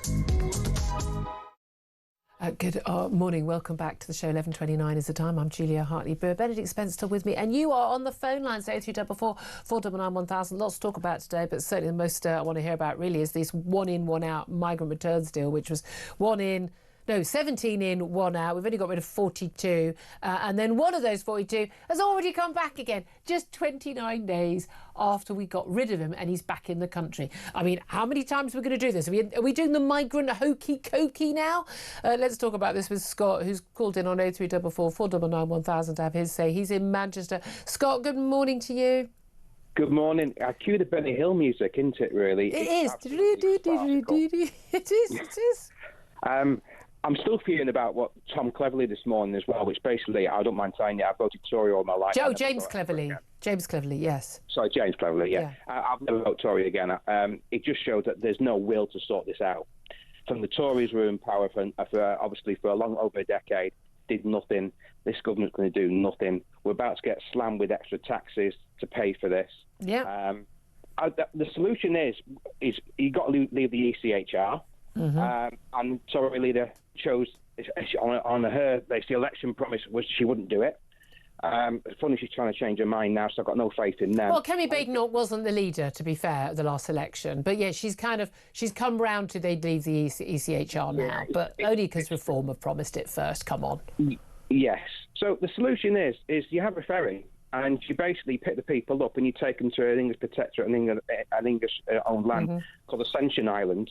Yep. And as soon as they're there, the message will get loud and clear that we're not taking any messing anymore. Yep. The country's going to be bankrupt the way we're going on, and obviously more importantly, people are getting. Obviously, there's a threat with people coming in that we don't know who we're getting. And when we're talking about the grooming gangs, there's a link somewhere in there. And on that one as well, I think we should have Maggie Oliver. Would give us faith in the procedure. Yeah, I'm happy with anyone that Maggie Oliver's happy with, because I trust her, because someone who actually was a whistleblower who quit her job. But I really did think that Jim Gamble, who we spoke to earlier, although he was a former, very senior police officer, I think that his track record, and he quit from his organisation when they when they weren't doing what he felt they should be doing. I think he's someone who would speak truth to power. I really, really do. Yeah. But we need to get this sorted rapidly. We really do. Scott, I couldn't agree with you more on all fronts. Thank you so much. Georgina, the magnificent, wonderful Georgina, is in London, of course. You don't know who she is. And she's on the line. Georgina, off you go. Good morning, my darling. Good morning, Benedict. I knew from the very beginning, Julia, that this one in, one out policy would be another Labour gimmick and a disaster. It's merely a revolving door of illegal migration and incompetent government and civil service. This incompetence, Benedict, I also lay at the prior Conservative government's door. The only steadfast solution at this point to the migration crisis is all out, none in. Yep. We have been witnessing the tsunami of illegal immigrants who have broken into our country and are depleting our resources like a plague of locusts, Julia. We've been left wanting basic needs like doctors, dentists and hospitals, whilst the migrants are being given attentions that they are not entitled to and have not earned. These people should be processed quickly and returned without delay. No excuses. This cannot continue. The Home Office and the government have shown time and again that they are not fit for purpose, and I think they have forgotten that they are indeed public servants. Yep. And they are here to do our bidding. for and on behalf of the British taxpayer. They are not here in their positions for their own benefit. We are a sovereign nation. We are privy to our own laws and our own rules. We do not have to abide by any EU legislation. The sooner this government realise this and start acting for the benefit of our country, the better things will be, and the sooner our economic recovery will be. Yeah, but they won't do any of that because they don't really think it's a problem. They're only doing the basic bare minimum because they know they get bad headlines. Well, we need to get out of the ECHR, Julia. I don't think that solves it. It's a necessary, but I think it was the phrase necessary but not sufficient thing for us to do. We've got a load of woke lawyers running the country. We are. I don't think that's going to solve the issue. I really, really don't. But look, I'm with you on all other fronts, Georgina. I really am. I feel the frustration. Georgina, thank you very much indeed. 11:34 is the time. I'm going to take another break. I'm going to talk to a man who definitely knows how we should be dealing with this. The former head of the UK Border Force. If only they'd just listened to him, put him back in as that job. I'm not sure he'd want it though right now. Tony Smith is up next. This is Talk.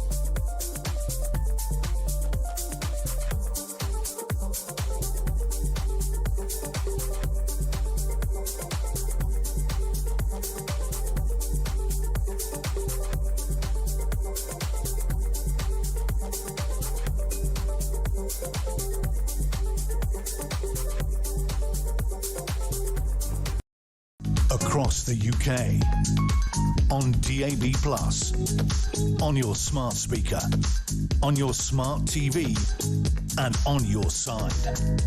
This is Talk.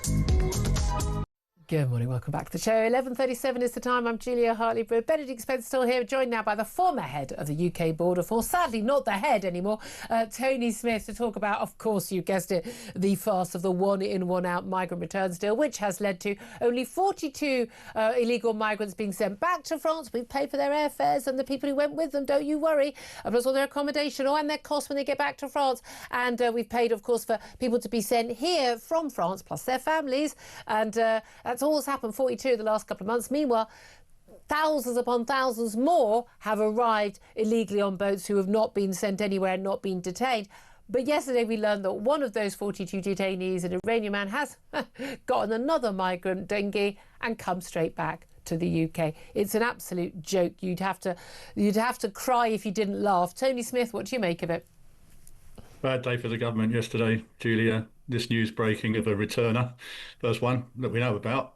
Yeah. And record levels. This year's total now surpassing last year's total with a couple of months to go. Not good news at all. I am worried about the merry-go-round, Julia, because I have had reports of others that have gone back to Paris. We now know a little bit more about what happens, and it doesn't surprise me what happens because I've returned people to France myself in the past, is the French don't really do anything with them. They don't take any enforcement action against them. They will just simply release them into pretty squalid conditions where they're back in Paris in the suburbs and back mixing with the people they were mixing with in the first place. Yeah. And the grooming gangs, sorry, not the grooming gangs, sorry, and the smuggling gangs. Exactly. So, I think this chap is now saying, from what I'm hearing, he's saying, we can't send him back to France again because they're so awful to him, Julia. He feels he's being threatened by the gangs. Yeah, so what's that then? Is that a breach of his human rights? Probably. A lawyer now coming in with a fresh claim for human rights for this poor chap because the French released him into Paris, which is a pretty nasty place, which just shows you what a mess we've got into with these claims that are being lodged by boat arrivals for asylum, human rights. Paris is not a great place, some parts of Paris, or some parts of London, are they, Julian? So we got, so I think we really need to reset what we're talking about here with our courts and say, look, France is a safe third country. The whole of EU is safe. We've established Albania is safe. I think we need to establish a lot of these countries are safe. Some are not, and some are fleeing persecution. And for those cohorts, we need a Rwanda. We need to go back to saying you will be detained, and if we cannot swiftly send you back to a country because you say it's not safe, then you're going to go to Rwanda. And we passed an act, or the last government passed an act, the Safety of Rwanda Act. We signed a treaty with them which guaranteed their safety, and they could stay there whether or not they qualified for asylum, and their safety was guaranteed. And what did this government do, Julia? The first day they got in, before they got in, they were singing a manifesto about the Rwanda plan. We're going to sort all this out. They've had, 15 months or more? You can't keep blaming the previous administration. This is your watch. Your legacy will be how you have delivered on those numbers. And that's the thing. The reality is it's not been a top priority for Keir Starmer. An awful lot of Labour voters, a lot of Labour MPs, don't think that illegal migration or mass legal migration is an issue, apart from the fact that voters in a lot of their red wall seats do think it is. So they're kind of doing this because they think they ought to. Their hearts aren't in it. I've got the impression that quite a lot of the Tories who were trying to do something about this, the Suella Bravermans and others, their hearts were in it, but they still couldn't do it. So what hope is there for anyone to get it done? Yeah, well, we did give some advice to the previous government on the Rwanda plan, Julia. We were asked what we thought of it, and you're right that there wasn't the political will at the very top of the Conservatives to go as far as they needed to. So people like Rob Jenrick, Suella, who were in the Home Office, were saying, look, we need to go a lot further than the Illegal Migration Act, not simply disallow asylum claims, but we need to do something about human rights and slavery. They were right. We said, yes, that's right, you do. But they did not get their amendments accepted, if you remember. And they both left the Home Office. And so the Home Office was left in this sort of limbo where the leadership, the top of the cabinet, were not totally committed to the idea of detention and removal. Why aren't people? This is the thing, because this is apart from the sort of if you're not personally affected by it, then it won't really bother you. I mean, I'm not directly affected. Even one of my, the only local hotel, walking distance from my home is now an asylum hotel. And I've got to say, I found out when it became an asylum hotel. And if you look at the uplift in crime in my area, seems to tally just quite closely, actually. It really does. But other than that, I'm not directly affected by this, other than the fact that I pay taxes and my taxes are going on this. But why don't they see how this does directly affect people, how it does impact people in, for instance, low-skilled, low-wage jobs who are now competing with people who work illegally for housing, even if it's the worst sort of bedsit. Lots of us have had our time in our really cruddy bedsit years when we were on our way on the way up, and the rents for those impossible if you're competing against illegal asylum seekers, people who were living near these hotels, the children, the girls, the women who are getting harassed, the victims of the crime. Why don't they understand that people's concerns are legitimate? legitimate that we don't want thousands of undocumented men of fighting age coming from countries whose cultures are vastly different to ours, who may well and often do pose a risk to us? Yeah, I think they grossly underestimated the impact on the communities, Julia, where the asylum seekers are going into. And we've seen, haven't we, in the last year, increasing unrest in communities for very legitimate reasons, actually. Yeah.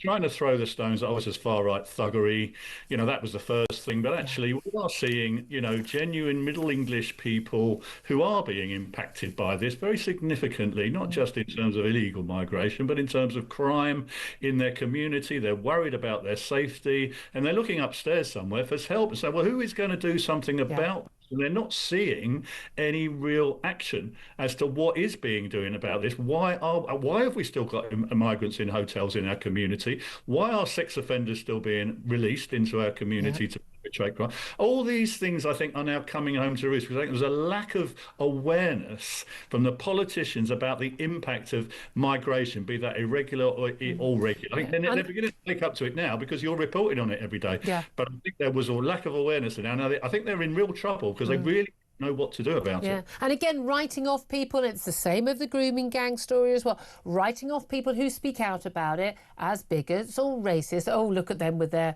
union flags. They, you know those people. You can't take them seriously. They're just stirring up trouble. But it's not. We've seen, the people, the women, the mums, the kids protesting outside the Bell Hotel in Epping. Okay, not rioting, by the way, completely peaceful, and they still get condemned just as much as people in Dublin, in Ireland, rioting and proper full-scale riots outside a hotel where an alleged asylum seeker sexually assaulted a 10-year-old girl. I mean, people are understandably concerned. And people are patriots, most of them, Julia. Well, they care about their own kids and their community, their families. So being a patriot is not the same as being a racist or a right-wing thug. I mean, I'm a patriot. I served my country, I think, well. I did all of the border security for the London 2012 Olympics. I was so proud to go and get my medal from the Queen, and I was the duty. And I was proud to deliver my duty. I'm proud of my flag. I'm proud of my country.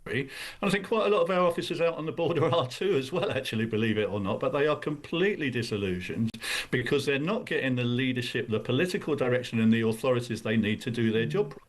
And it pains them to have to bring people ashore and put them into communities when actually, if we got our ducks lined up, we could actually detain all of these and deport them from the country. If we wanted to, where there's a will. Here's the thing, Tony, I love having you on the show. You're a voice of reason. You know your potatoes.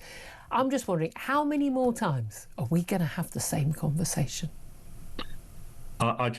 Well, our political system, Julia. I mean, I don't know that this government, they put a new Home Sec in, but I don't know if she's going to be radically different under the current government or whether they're going to perform sort of some of the U-turns we need. But we do need, say what they're going to do, whatever it takes.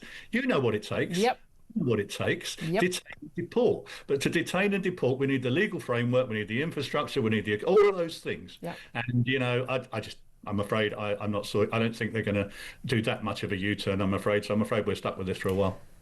Yay, happy Thursday, everybody. Tony Smith, former head of the UK Border Force, thank you for that. Benedict Spence, listening to all of that. Just talking about whether or not we'll ever see a change, how often you're going to keep on having that same conversation. Well, we're slightly hamstrung until there's a general election or until there's a change of leadership in the Labour Party. You don't think Labour aren't just going to go, do you know what, this is damaging us so much, we're going to be drag kicking and screaming into doing something? I don't know if Keir Starmer has the gumption for that, but I do wonder about Shabana Mahmood. I do wonder whether or not she might look at the opportunity for her own leadership ambitions and go, look, I'm in the Home Office now. The ball I can't be accused of racism. Yeah, I can't. The ball has been dropped by so many of my predecessors. If I'm the one to actually go against maybe even the Prime Minister and say, look, I'm going to make sure that this happens, are you going to follow me or not? That might be the sort of political move that maybe motivated entirely by selfish reasons, but you do wonder sooner or later somebody has to grip that nettle, and I don't see why it couldn't be her.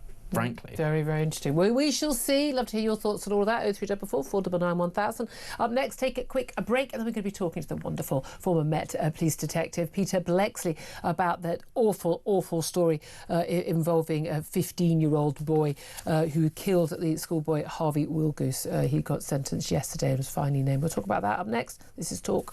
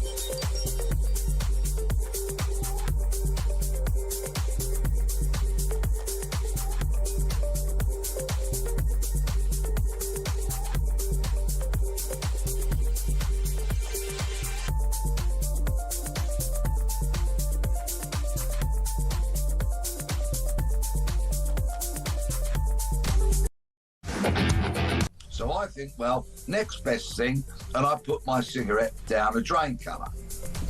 Out of the shadows. How dare you?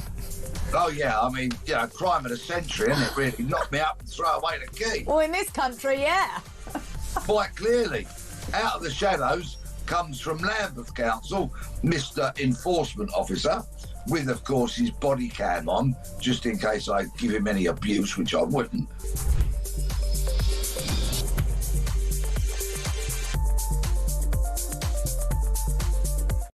UK on DAB+, on your smart speaker, on your smart TV, and on your side. This is Talk.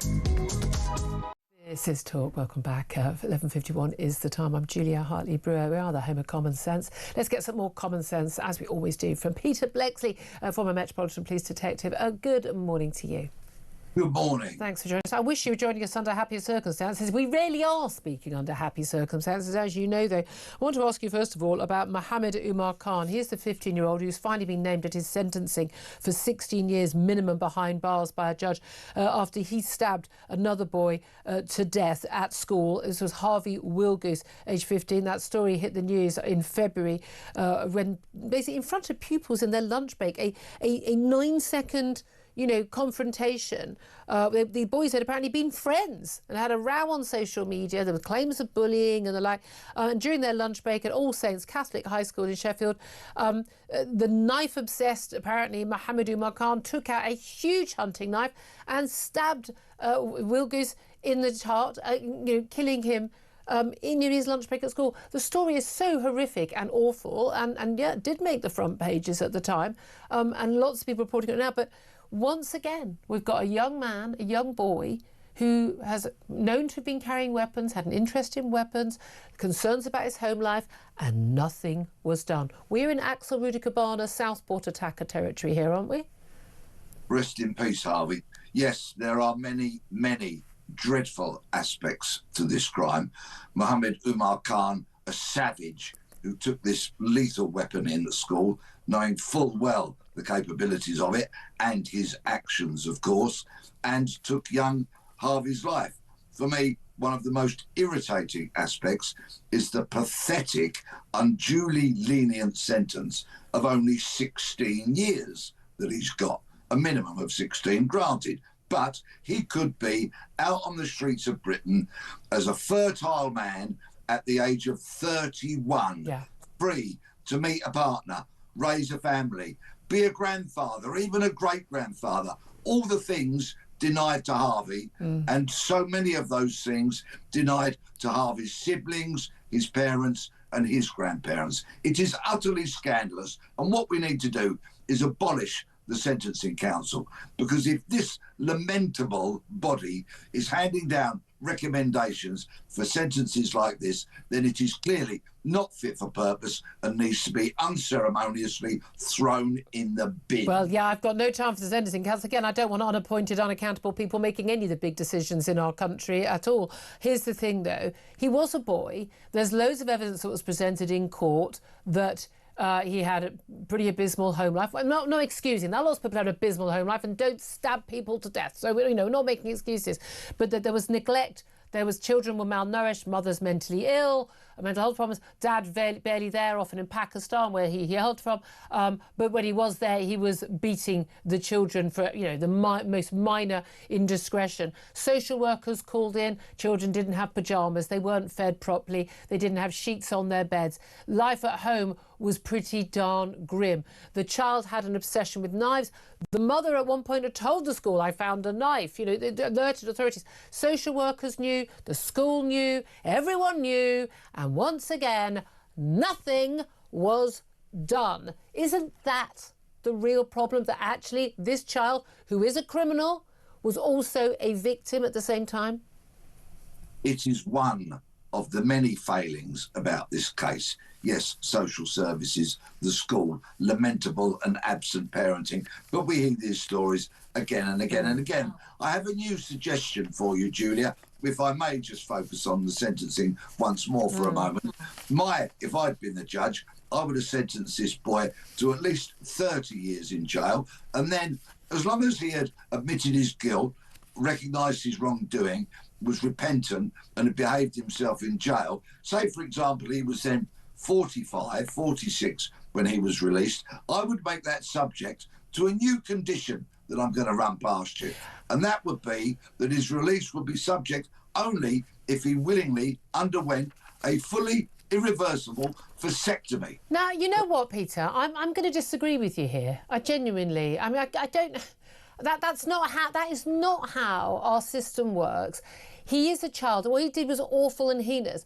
But I don't think the sentencing here is the issue. What the issue is, how could we have prevented Harvey Wilgoose from being stabbed to death at school? That's the issue. What could have been done to prevent? And whether it's a terror attack, whether it's the Southport attack, whether it's kids carrying knives to school who've got, you know, no impulse control and got anger issues and obsession with knives, all of that is preventable. And again, the authorities are involved and they're aware and they know and they do sod all about it. That's the issue. And the lessons are never learned. I don't think whether he serves 16 years or 30 years or anything, I don't think that's relevant. Yes, but I'm a former detective and I dealt with catching criminals, including murderers, and going to court and watching them getting sentenced. And that's my specialist But field. it's not going to deter... That sentence would not deter him. It would not have prevented that.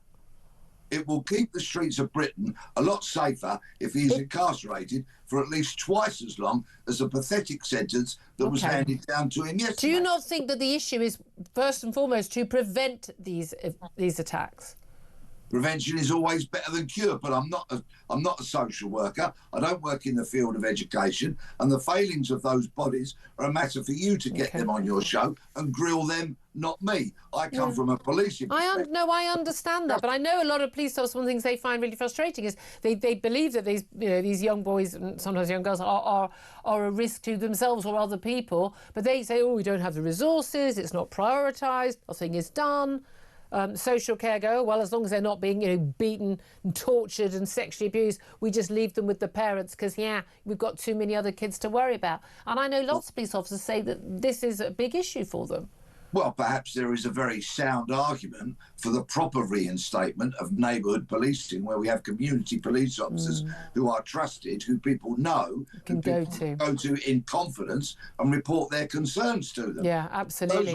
But if those officers have their hands tied in terms of what they can proactively do as a result of that, then not very much is going to change. But overall, these are the results of a fluffy, flaky, wokey, liberal kind of attitude that has poured through so much of public life in recent decades. And we now, regrettably, tragically, are paying the price. It's about time this nation got a grip. And if somebody could get me President Trump on the phone, I'd be very, very grateful. I think a lot of people would say here to that. Peter Blexley, former Met Police Detective, thank you for joining us. Benedict Spence, you want to come back in on that? I mean, you know my view on this. It has been for a very long time that you need to make young men, in particular, terrified of simply carrying a knife. It cannot simply be that it's the violence that itself, but that the actual knife-carrying offence needs to be the thing that actually means you get 10, 15, potentially more years in prison. And many people would say that's a massive sort of imposition on their freedom. But that's the point. One person goes to prison for 20, 25 years, might save one life, and it might mean that 100 other boys go, whoa, I'm not going to carry a lot of those boys and girls who carry knives, they say they're not afraid of the law, they're afraid of the police or the authorities, they are afraid of the other kids with knives. Well, take all of the knives out of their hands by saying you're going to go to prison for an awful long time. Which you're supposed to do already, and I think only like a third of people caught with knives, even on the second occasion, don't only go to prison. It's just extraordinary. Look, up next we're going to return to the grooming gang scandal. We're going to talk to the father of one of the many victims of grooming gangs, what he thinks needs to happen with that inquiry and indeed the future of Jess Phillips. That's up next. This is Talk.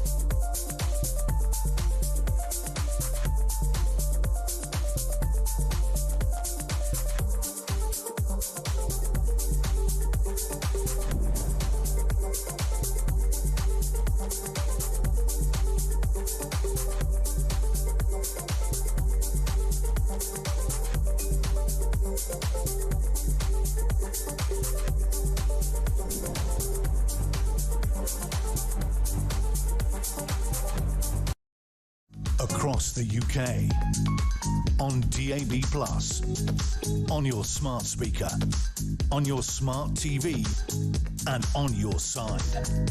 This is Talk.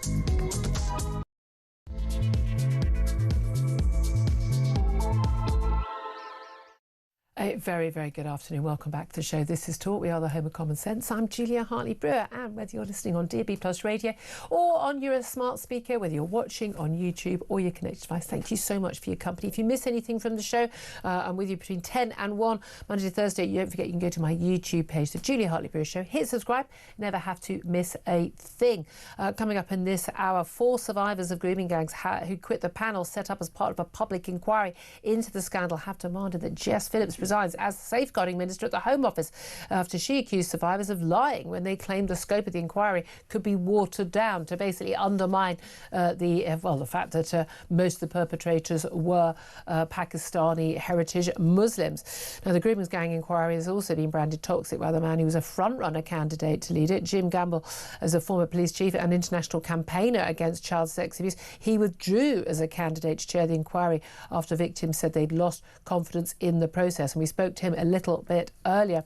We're also going to be talking more about the one-in, one-out migrant farce. Plus, Donald Trump has hit Russia with fresh sanctions on the country's energy sector after the US president cancelled a meeting with Vladimir Putin. On Wednesday, the White House announced it would target 2 of Russia's biggest oil companies, that's Rosneft and Lukoil, to degrade the Kremlin's ability to fund its war with oil sales. Plus, the NHS has been given the green light to make patients wait longer. Why? Well, because it will save money. We'll talk about all of that coming up. Benedict Spence is still with me. He's a Conservative commentator to join me for the whole show. Afternoon to you once again. Before we go to our first guest in this hour, I just want to bring you some latest news. Now, we've been talking about, have we not, an asylum seeker? We're talking about these, the absurdity of people who've broken into this country illegally being sent back to France on an exchange scheme, effectively. And then we've had one who's made his way back here that we know of, probably others. We've also got the third situation again and again of people who've been put into these migrant hotels or into houses of multiple occupancy at great expense to the taxpayer, being accused of, or even going to the point of being convicted of, serious crimes, including sexual assault and violence, and nothing happening. Certainly working illegally, well, that's certainly a crime. We know all the working on the Deliveroo bikes, the Uber Eats bikes. We had an asylum seeker called Kayser Al-Aswad from Syria, who sexually assaulted 3 women, and he was living in an asylum hotel in Surrey. This is back in May and June this year, and he assaulted 3 separate women over those months, riding on his bike, grabbing women.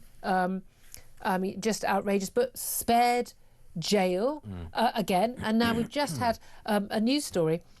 Karam Abdul Karim Mohammed, a 30-year-old Sudanese migrant who attacked 2 train guards, threatening he would, quote, teach them a lesson after he jumped a station barrier, punching one man in the head, spitting at the others, living in an asylum hotel in Bournemouth, the Roundhouse Hotel, that he has been spared jail. In another incident, he also attacked a woman.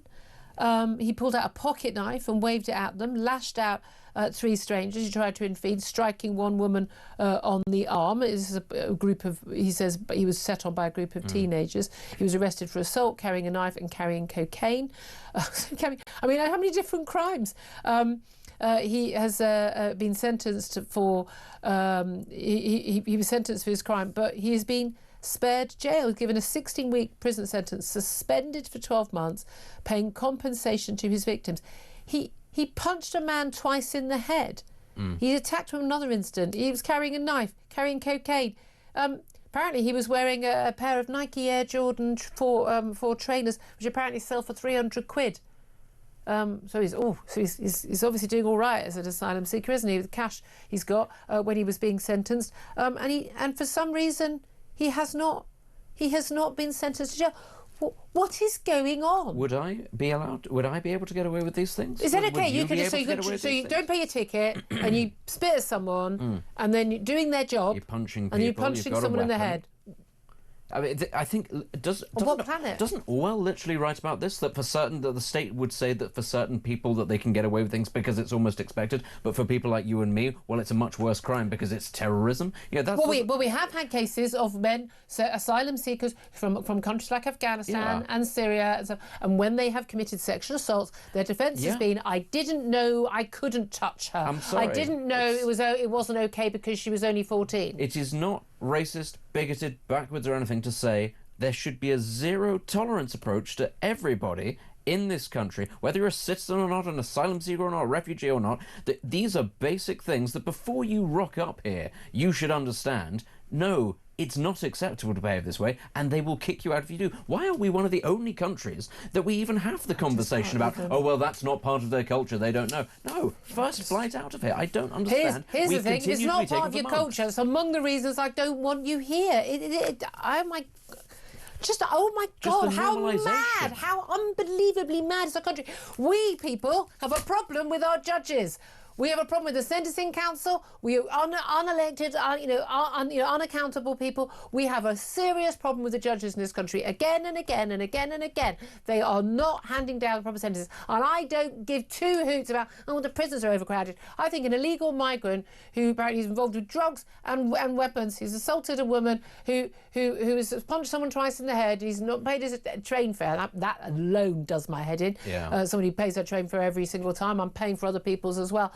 I'm sorry, you go to prison. You go to prison when you punch people in the head who are complete strangers who are doing their job. Honestly, it is the fact that the vast majority of us continue, like mugs, to obey the law every single day. And actually, what is there actually stopping us from just have a free-for-all. Because apparently, if you just sit there and go, well, in Norfolk, it's not my culture to do this sort of thing, that might give me half a defence, it turns out. Who knew? It is utter madness. Well, also, and the defence that we've had, clearly, for many, many years, of the grooming gangs. Let's talk about that right now. I guess waiting on the line.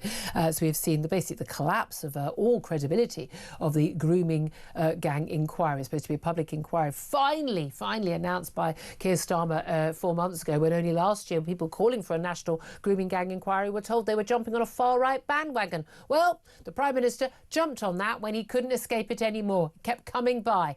So he eventually announced that inquiry. 4 months on, we still don't have the full remit. We don't have the chair. And we've got the last two candidates in the last 2 days who were the front runners to be the chair, pulling out and saying, we're not going to do this, the whole thing is too toxic. We've also had, crucially, 4 members of the panel representing the victims, the survivors of the grooming gangs, pulling out, resigning very publicly and saying in a letter, all 4 of them signing the same letter, they will not return to the panel unless certain conditions are met, and they will include the Home Office Minister for Safeguarding, Jess Phillips, resigning from her job. The Prime Minister says she's got his full confidence. Well, good luck with that. So did Angela Rayner and Peter Mandelson, so we'll see how long that lasts. But where are we at with this and what should be done? Well, let's talk to someone who knows far, far too well the full repercussions of what goes on in these cases. He's Marlon West. He's the father of a grooming gang victim himself. Good afternoon to you, Marlon. Hi. Thank you so much for joining us. I so appreciate this. Now, it was your daughter, Scarlett, who was a victim of the grooming gangs. Before we talk about the inquiry, would you mind please telling my audience a bit about what happened to your daughter? So Scarlett was, what I would like to say, before she was groomed, academic at school, top sets, owned her own horse, just a general teenager. She was lovely. Yeah. And overnight, her character changed from being groomed. So she was 14 years old. She was, and I am really summarising this, she was groomed and she was trafficked all around the UK, mostly Trafford. I got very little support from Great Manchester Police. Did you know? When did you know? When did you realise? So my background professionally, I'm a qualified registered mental health nurse. So I have had dealings with it in the past, and I quickly picked up on it. Something's going wrong. Yeah. Something's going wrong. You know, usually school nights, she'd be in bed at 8 o'clock. She wasn't coming in like till midnight. that was unusual. That was at the start of it. Yeah, my 14-year-old couldn't come in at midnight, and I'm sure yours, wasn't allowed to. Yeah, and then little things like, she had money on her. I gave her spending money, and teenagers being teenagers, it burnt a hole through the pocket, and she still got money. So I started picking up on this. Once she started going missing overnight, that was the big red flag for me. I knew then. I can't imagine. I mean, the horrors of what she went through, but the horrors for a parent realising. And did you confront her? Did you ask her what was going on? Like I say, her character changed. She became extremely aggressive. I was trying to keep her in the house. Yeah. She'd be attacking me. She'd never been physically aggressive, swearing at me, never swore at me before. So the character and the aggression, and then I could start smelling cannabis on her, and I knew there was drugs involved. And you couldn't. Oh, I think we've lost the sound briefly. I do apologise, Marlon West. Okay. We got you back, thank you. Okay. And there'll be parents, before we go further off this, but there'll be people listening to this going, why didn't you keep her safe? And what do you say to that? So... easy to say, right? Well, no, not really. I was, to some extent, what I call being a parent and safeguarding her and physically stopping her from going out of the house. When I went to social services and asked for their support, and they did get involved, they told me in front of Scarlett that your dad cannot physically stop you from going out of the house. Brilliant. So they absolutely depowered me.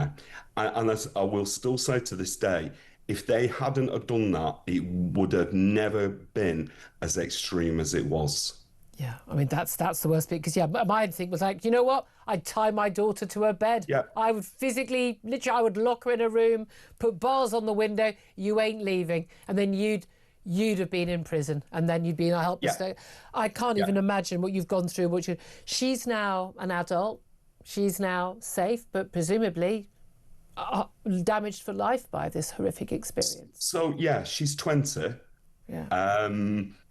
One of the things she really dislikes is the term survivor, because what she says is, I'm not a survivor, Dad, because I'm still living with that trauma every single day. So she says, how can I be a survivor? Because I haven't survived anything. Yeah. Like, Scarlett is on the panel, the National Inquiry panel. She wants to remain on it. And I am so proud of her, because I asked her, so why do you want to remain on it? Because she agrees with the other survivors. She said, because I don't want anyone to go through what I went through. Yeah. And she said, what other option have I got, Dad? This is the only option that I can make any positive change. It's an incredibly brave thing to do. So she understands the concerns of the 4 panellists who've left, and we spoke to Maggie Oliver, I'm sure you'll know, as the Rochdale whistleblower, as a former police detective, and she says that actually there are many others who were very concerned as well. She understands their concerns about the sort of toxic culture and being told by Jess Phillips, no, that's not true, we're not trying to water it down. But she's chosen to remain on the panel. Why? Because she, like I've just said, she wants to make positive change. And there's no other option out there. I understand that, but doesn't she... arena. But is she not worried about the watering down? And we've had reassurance from the Prime Minister and the Home Secretary that it won't be watered down and there will be a safe remit. And... Yeah. She agrees. It's being diluted. She finds it, and this does concern me with any of the survivors what are remaining in it. She finds it very stressful as well. And I think as a parent and a campaigner for parents, this is really concerning to me, because I don't think survivors should have this responsibility, especially within the media. That's interesting, because they've got this is, it's very, very important that they do speak out, and that this inquiry is about them. It's not about anybody else, or Jess Phillips, or the government covering them's backs, or whatever. It's about them, and making sure, as your daughter said, that it doesn't, well, it is going to keep happening. It's happening right now. We need to stop it happening. We need to get to the bottom of how it's been allowed to happen for so long and how it's still happening now. But you're right, that is an incredible responsibility in reliving it effectively every day. Yeah. What is she, what do the others that she's spoken to on the panel, what do they want to happen? One, they want Jess Phillips to resign, which I completely agree with. Why? because she's not handled it well from day one. I'm not talking just now. I met with Jess before Christmas and after Christmas, pushing for a national inquiry, and she very, very clearly said no. And the only reason why the government have done it, and we all know this, is because of the rapid review what Louise Casey did, right? And no cornered. So I'd already had worries about her. The chair should have been allocated before the summer break. They've been stalling all the time, and now we've... Are they stalling, or can they not get everyone can agree on, or enough people, given how toxic this has all become, who is willing to do the job? Possibly a bit of both. I still think they're stalling. I don't think they want the factual information to come into the public domain. And let's face it, a lot of these councils, and I speak to lots of survivors and families, and most of these areas are Labour-run councils. Yeah, that's a simple matter of fact, yeah. They're terrified because they know it's going to destroy them. But I think them being transparent will get more respect from the public than not. Yeah, I mean, and that's the thing. I mean, it's really, really simple, isn't it? There is no reputation of a political party or a council or a police force or social services that could possibly trump the safety of girls from being gang raped. I can't even get my head round anyone putting any of those things above that. Yeah. And, come speak to me properly and I'll tell you what I went through. As a father, and how it destroyed the whole family, not just Scarlett. Obviously, Scarlett's paramount, but it's bigger than that. Massive. And Scarlett having the nightmares every night now. You'll do anything for your children. Scarlett should be at university now. She should be looking to the future. Yeah. And unfortunately, I doubt that's ever going to happen. And I'm just one out of thousands. Yeah, I mean, and that's the thing. The numbers are off the scale. Yeah. Who should chair the inquiry? I've said this a number of times. I said it before the summer holidays. I believe it should be a judge. Yep. I don't think, and I know survivors will go against me on this, I don't think it should be a survivor panel. I think they should be in a witness panel. Mm-hmm. And it should be professionals, legal, who should be leading and chairing this. I think possibly a judge from the Commonwealth, somewhere like New Zealand or Australia. A lot of people are saying someone from abroad, but I think that's what they originally looked at for IGSA, for the big sex abuse inquiry, and they ended up in, I think she basically never turned up. But do we not have anybody? Do we not have anybody in this country we can trust to do this? I mean, again, I would have had a lot of time for Jim Gamble, who we spoke to earlier on the show. He's got a strong track record of speaking truth to power. Yeah, and I've heard really, really nice, positive things about him. Mm. But the fact is, he's an ex-police officer. That automatically. And if you look at the, previous media and survivors I speak to, police have been involved in this to the point of rape within the grooming gangs. Not just turning a blind eye, perpetrating the crime themselves. It's a lot deeper than that. I'm not saying every police officer for one moment, but there's examples of this. And as far as like a social worker, well, I'll just give you an example of a social worker taking any kind of parental skill away from her. Yeah. And again, I'm not the only one. A lot of parents have experienced this. Yeah. So it is important for the survivors to be involved, definitely, but it needs to be more of a witness panel, and more importantly, which they haven't done, Jess hasn't definitely done, there's no support package with that. Yeah, which, as you said, it's a lot of responsibility on young women who have gone through traumas that most of us can never even allow our minds to even think about. Oh, Marlon, so appreciate you talking to us. And please pass on our very, very best to Scarlett and thank her for the wonderful work she is doing, as you say, to prevent this from happening to anyone else. Marlon West is the father of a grooming gang victim, Scarlett, who's on that victims panel. Benedict Spence, if you're not a parent yet, I'm a parent.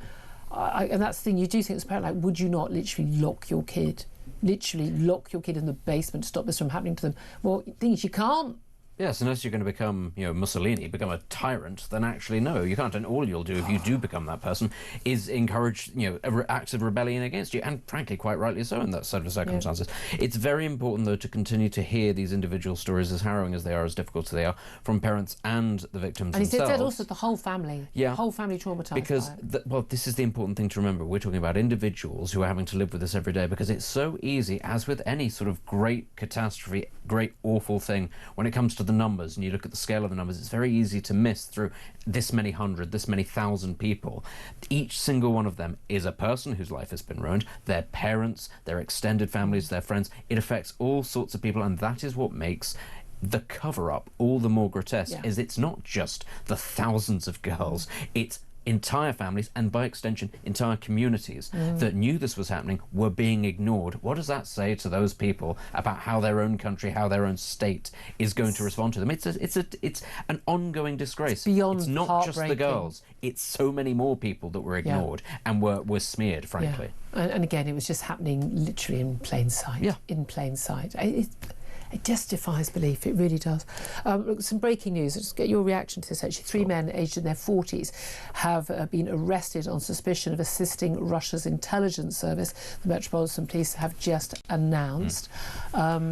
We don't know their nationalities just yet. We don't have any other information as yet. But yes, it's an ongoing issue involving Russia spying on and being involved in nefarious activities in this country. We've got, of course, the China spy case that's just collapsed against 2 men, one of whom was a parliamentary researcher. There is a lot going on.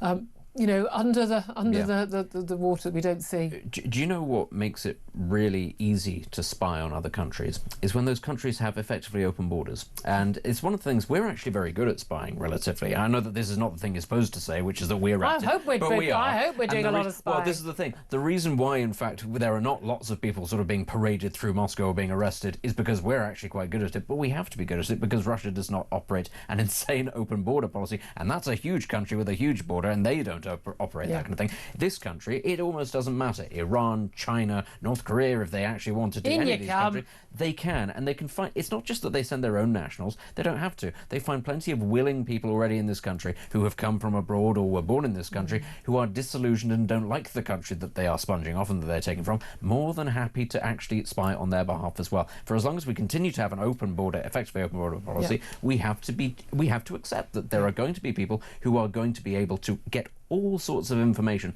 far more easily than we do about our enemies. Absolutely. I'm feeling very strongly today that there is a particular kind of creek that we are up, and we definitely do not have a wooden implement to get us out of the trouble we are in. You wouldn't be allowed to. It would upset a nute colony or something, even if you were up the creek. 12:24 is the time. Oh, dearie me, we're going to take a quick break. We're going to get to your calls, lots of you calling in, 0344 499 1000. We're also going to be talking about Trump hitting Russia with sanctions on their oil production.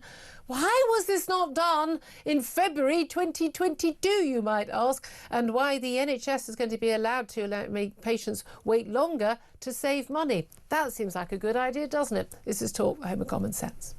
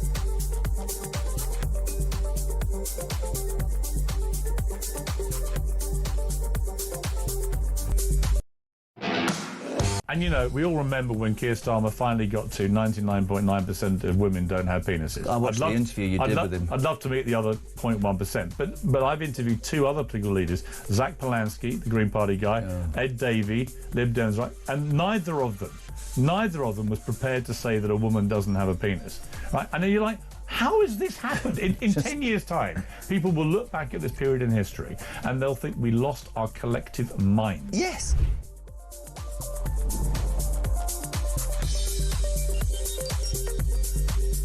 DAB+ on your smart speaker, on your smart TV, and on your side. This is Talk. This is Talk. Welcome back. 12:29 is the time. Let's go straight to your calls. 0344 499 1000. Jim is on the line in Glasgow. And Jim, you want to speak to us about what's going on with his grooming gang inquiry? Well, good morning. In fact, good afternoon, Julia. Yes. It's very kind of you to take my call. Appreciate you bothering to call. Thank you. I thoroughly enjoy your programme almost every day where I can tune in. So it's very good of you to take this. I would just make the observation, and I'm sure I'm not unique in making this observation. Many of you will know this. But I just need to get it off my chest, so this is therapeutic. It's Jess Phillips, of course. Her performance in the Commons, I believe it was yesterday, was defensive and woeful at certain questions when she answered them. And it does seem Labour is very much dragging its feet over this national inquiry. Yeah. And I would observe, particularly Jess Phillips, is sitting on a very small majority in a constituency which has a large ethnic group that might be upset by close scrutiny and then any close scrutiny that an inquiry might bring. Let's not beat about the bush. She has a large Muslim population in her Birmingham Yardley seat, and she has faced quite a lot of criticism in her seat, about, you need to speak out on these issues. And we know that a lot of Muslim self-appointed community leaders are always self-appointed, are always men who have been very, very, very critical of any talk about the grooming gang scandal, even though clearly, predominantly, it has been carried out by Pakistani Muslim majority men. I think, I'm trying to put it as clear as possible. Here's the thing, her majority, 693. Indeed, a slim majority given the size of her constituency. So I'm not sure if political expediency is an issue here. And I'm not sure that the ladies who tragically suffered are not still suffering on the altar of political expediency. I'm not quite sure if that's the case. I am sure, and I think that is what's happening. Well, I bow to your much better political analysis. I am merely an interested listener and watcher of your programme. Yeah. Can I make one other point? I'm sorry, I'm keen about Talk TV in general, and I would just register that I'm missing Mike Graham of a morning, and no doubt I'll miss him in his plank of the week. I do hope he's not ill or anything, and if he is, do pass on my regard. Okay, well, it is public knowledge about the reason why Mike is not on air this morning, and it's not something I'm in a position to talk about. But yeah, we all understand, and we know, of course. We know that the listeners and viewers are missing him this week. We are fully aware of that. We absolutely are. Jim, I appreciate that. Thank you very much indeed. Benedict Spence, how much do you think political expediency and anyway, so it's not even now about sort of being woke or anything. Don't mention ethnicity and the religion of the grooming gangs, because that's out the bag, that one. Yeah. But how much do you think political expediency is behind what is going on, not just with Jess Phillips in terms of her Birmingham Yardley constituency in such a small majority, where basically, you're going to lose your seat, your seat in a few years, love, you lose your livelihood. Yeah. But actually across the board for Labour, because they are facing this threat from, whatever his party's called this week. Your party, their party, Jezbollah. But they are facing this threat. Yeah. And they are worried about losing a very large constituent of voters. We saw this when it came to benefits reform. Lots of Labour MPs getting their knickers in a twist because they look at the numbers of the sheer amount of their constituents who rely on state handouts and thinking, well, if we cut these, this will be my job on the line. But don't you remember, of course, at the last general election, Jess Phillips was targeted by, sort of political Islamist candidates, the same sort of vein as the Gaza Independents. She came in for a lot of stick and a lot of harassment from them, but she refused to call it what it was. She said it was misogyny, when it was very clearly not simply, it's all men, they dislike Jess Phillips. It was a very specific strain of politics, of religious-based politics, and she refused to call it out even then. So actually, why should we be surprised if political expediency does play a role? Exactly. Who are the men, and why are those men shouting you down, Jess? Yes, exactly. Who are they? But she won't say it. She won't say it. Let's get back to some messages also about the one-in, one-out migrant returns deal, which is utter farce after all of the dingy arrivals deported back to France, returned to Britain just 29 days later. It was an absolute joke.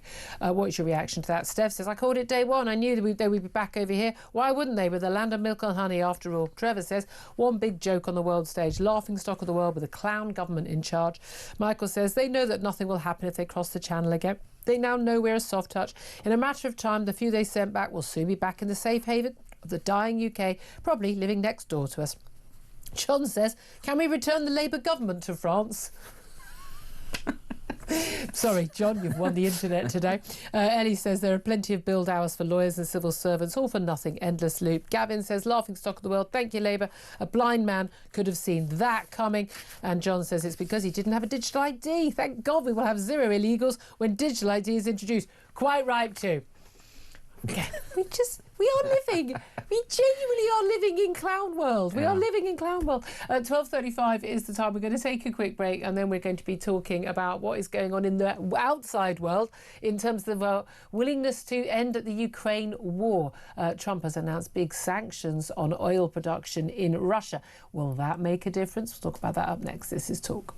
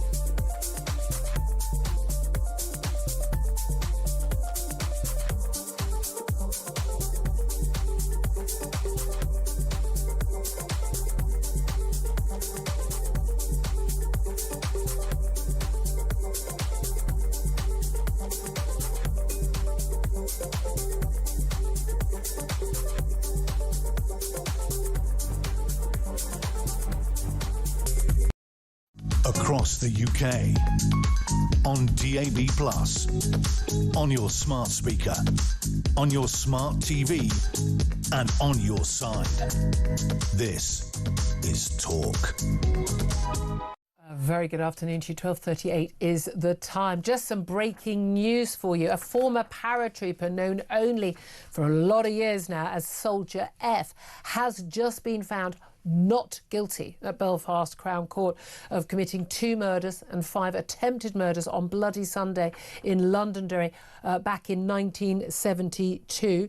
The verdict was he's only been referred to as Soldier F for legal reasons.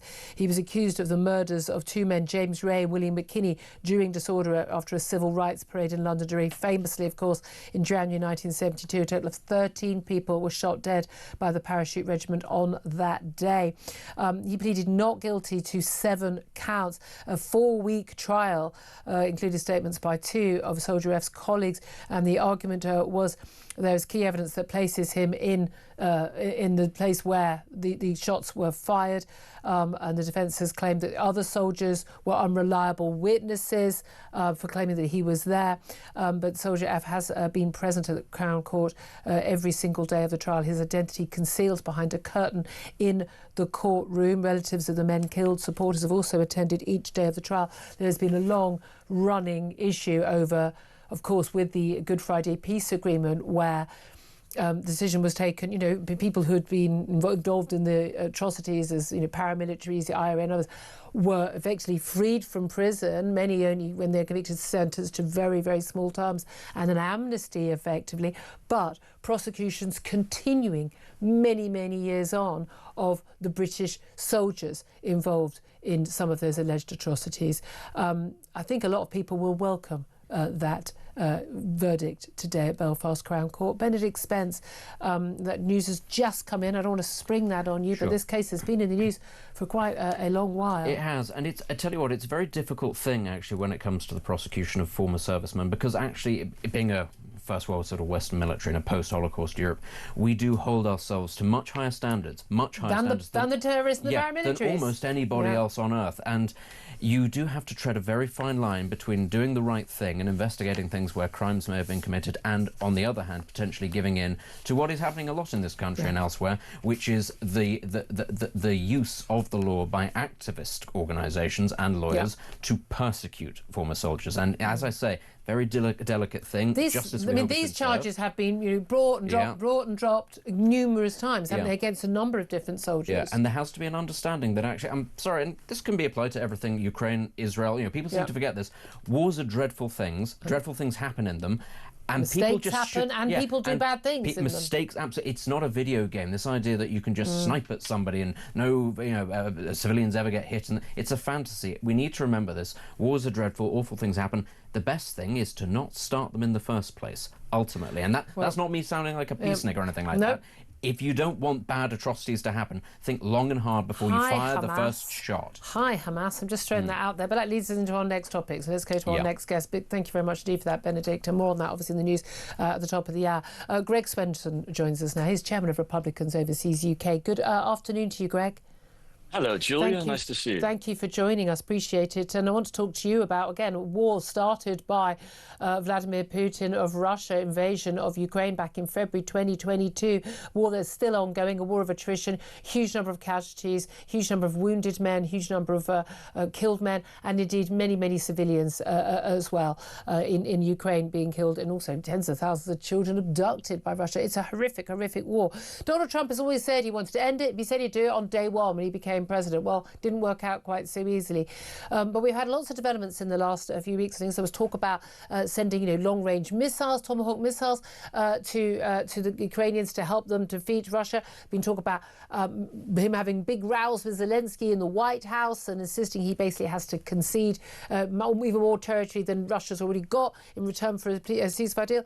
A phone call with Vladimir Putin, and then yesterday we got the announcement of some pretty serious new sanctions on the Russians' energy sector, which Donald Trump says could actually really hit Putin's ability to fund his war. Really simple question, Greg. What the hell is going on in the White House?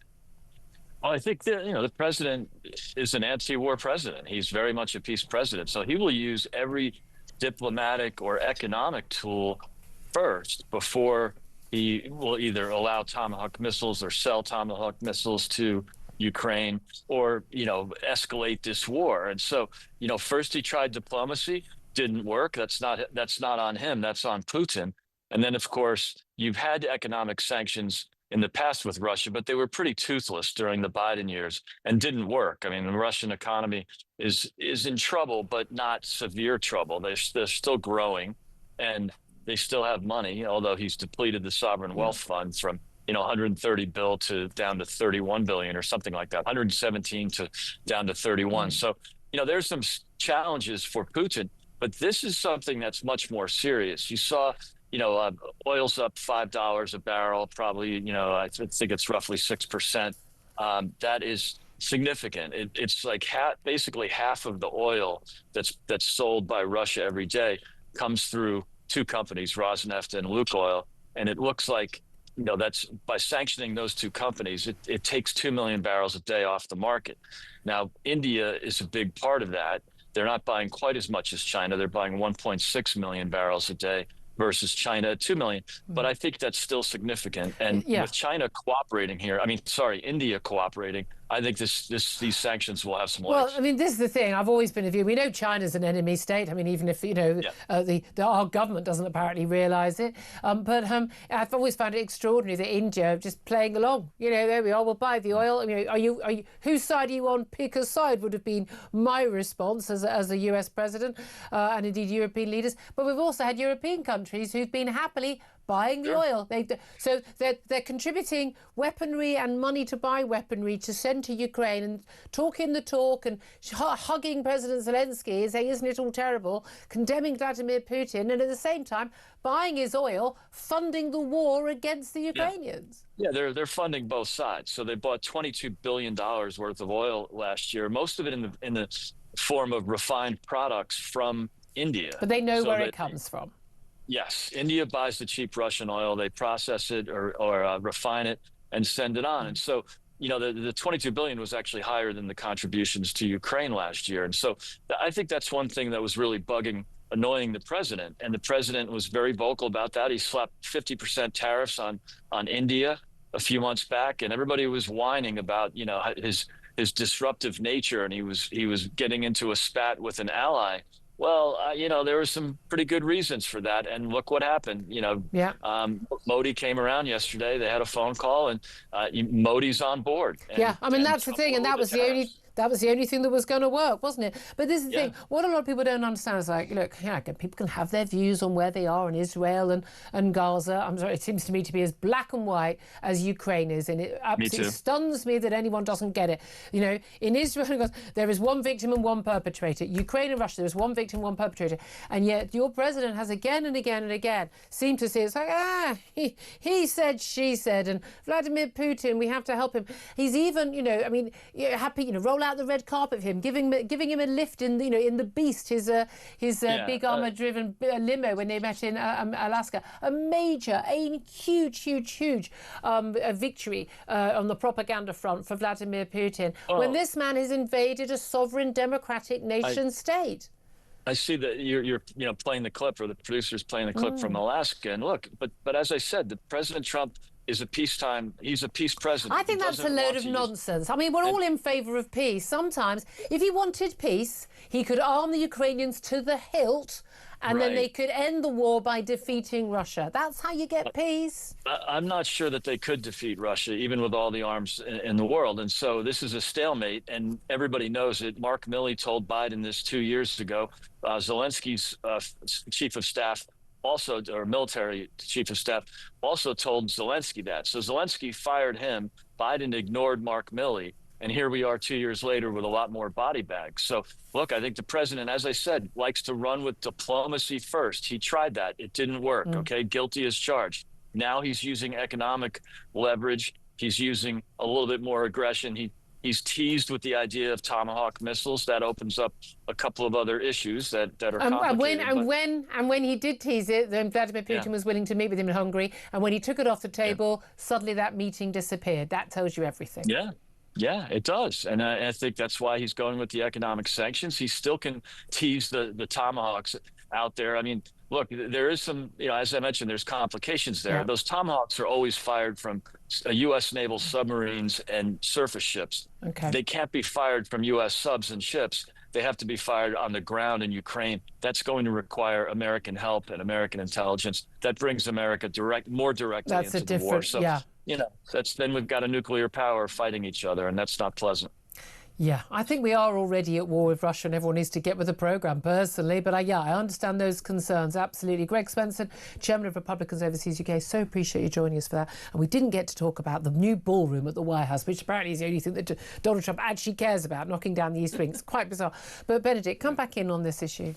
I mean, not the ballroom. Not the ballroom. I was going to just cock my head there and go, "Oh, really? That's unexpected." But no. I mean, the thing is, I'm afraid to say, and you know that I feel very strongly about the issue of Ukraine and self-determination. The problem is, we are so deep now into the conflict, and Ukraine has lost so much in terms of its manpower that the assessment that it can defeat the Russians if you just give it the weapons, I don't think that bears out anymore. I think ultimately, you said it yourself. You think that the West is effectively at war with Russia. Yes, I'd agree with that. And I think a lot of Western nations have to hang their heads in shame that they didn't wake up to that early enough. They didn't arm the Ukrainians early enough. Yeah. And when they did, they put all kinds of constraints saying, well, you can't use this here and you can't use this there. That was the thing that did for the Ukrainians. They did a fantastic job, actually, of stymieing the Russian invasion. There was a window in which they could have pushed them back to the point where maybe Russia would have been forced to come to the negotiating table. I'm afraid to say I think that window has long since gone.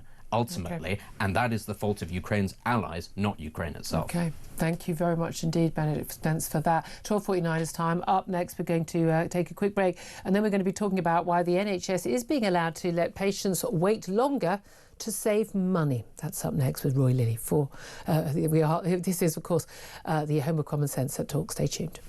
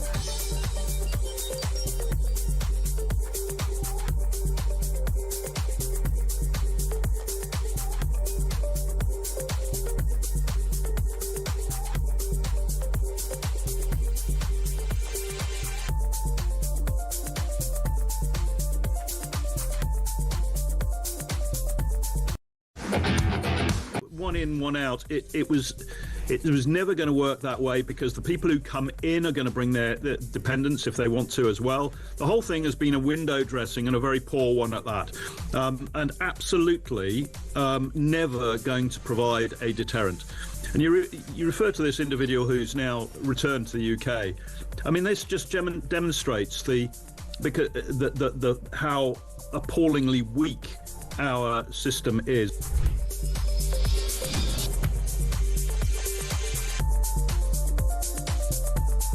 The UK on DAB+, on your smart speaker, on your smart TV, and on your side. This is Talk. This This sort of Home of Common Sense. Just a reminder that breaking news in the last 20 minutes or so, a former paratrooper known only as Soldier F has just been found not guilty on all 7 charges at Belfast Crown Court. This relates to allegations that he committed 2 murders and 5 attempted murders on Bloody Sunday in Londonderry back in 1972. And statements being made outside court right now, no doubt more in the news at the top of the hour. Finally, I just want to bring in one last guest to talk about a story close to a lot of our hearts: getting an appointment at the NHS, getting treated at the NHS, and reports today that minimum waiting times of 12 to 18 weeks cut costs, but experts say leaving people who need treatment most hanging on in anxiety and pain. And the NHS has been given the green light to make patients wait longer to, I kid you not, save money. What's going on? Well, let's talk to Roy Lilly, former NHS Trust Chairman. Good afternoon to you, Roy.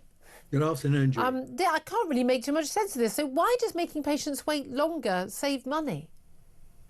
Well, it doesn't really, does it? It saves revenue. That's the problem. The issue is that now we've got a waiting list to get on the waiting list. Effectively, what they're trying to, the only thing you can do to save money in the NHS is effectively to slow down the NHS, slow down its productivity, which is what they're doing, because they don't have enough money. The new chief executive, Sir Jim Mackey, is now trying to balance the books. I mean, there's a horrendous deficit in the NHS books. I mean, it can be up to 6 billion, depending on how you calculate it. And so he's trying to reduce the revenue cost of running the NHS. The only way you can do that is to slow down the number. But slowing it down, what you mean is so fewer people treated, fewer staff on duty at a time when we've got record waiting lists. I know they've come down a bit, but I mean, nothing noticeable. No. And this isn't about people perhaps just arriving in A&E. This is people waiting for like a knee operation, a hip replacement, cataracts or something like that. And basically being told, yeah, you're just going to have to wait longer. Yes, I mean, in crude terms, as many people are joining the waiting lists as are being taken off the waiting list, and the NHS isn't creating any headroom. The next question is why? Well, it's a whole plethora of issues. I mean, when they got elected, when Labour came in, Labour elected, as far as the NHS was concerned, it was one thing: get waiting lists down, and they've just not been able to do it. And part of it is because Streeting, without any forewarning, suddenly said, well, we've got to halve the costs of running the NHS. So you've got half of the staff, half of the management, administrative staff working in ICBs and some in hospitals and in NHS England have been told they're going to be made redundant by Christmas. The difficulty with that is he never checked with the Treasury, so there's no money to pay the redundancy fees. So people are wondering what about their future. They've got a ludicrous 10-year plan, which, you know, is away with the fairies. Really. Well, nice of them to even bother to come up with one, though, eh? Yeah, exactly. Didn't have one for a long time. And then, you know, there's the problem with social care. I keep banging on about social care, and it's not a very sexy topic, but the issue is this. Local authorities have a statutory obligation to provide adult social care. They can't get out of doing it. The only thing they can do is to adjust the eligibility criteria. So what they've done is they've pushed the eligibility criteria right up as high as they can. You have to be desperate. At the moment, we've got 2 million people who would have had or could have had support in the community no longer getting it. We've got refugees in our own system. Guess what? They end up in A&E or the doctors, you know, and so the whole of everything that Streeting has done is destroying the focus there is on waiting lists. And indeed, meanwhile, we're getting older, and a lot of people who aren't on the Ozempic jabs are getting fatter and needing more care.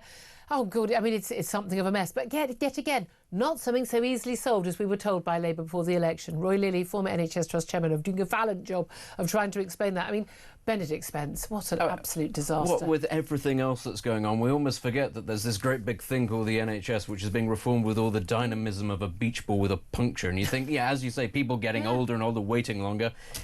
It is almost like we've just forgotten. It's been relegated to the back pages. Close family members who've paid a fortune for knee operations and things because they know that, like, I'll probably be dead before I get to the top of that waiting list. Yes. And lots of people are doing that, and they assume, oh, there's almost like rich people who are doing it. No, a lot of people, like the family, are clubbing together to help out with it.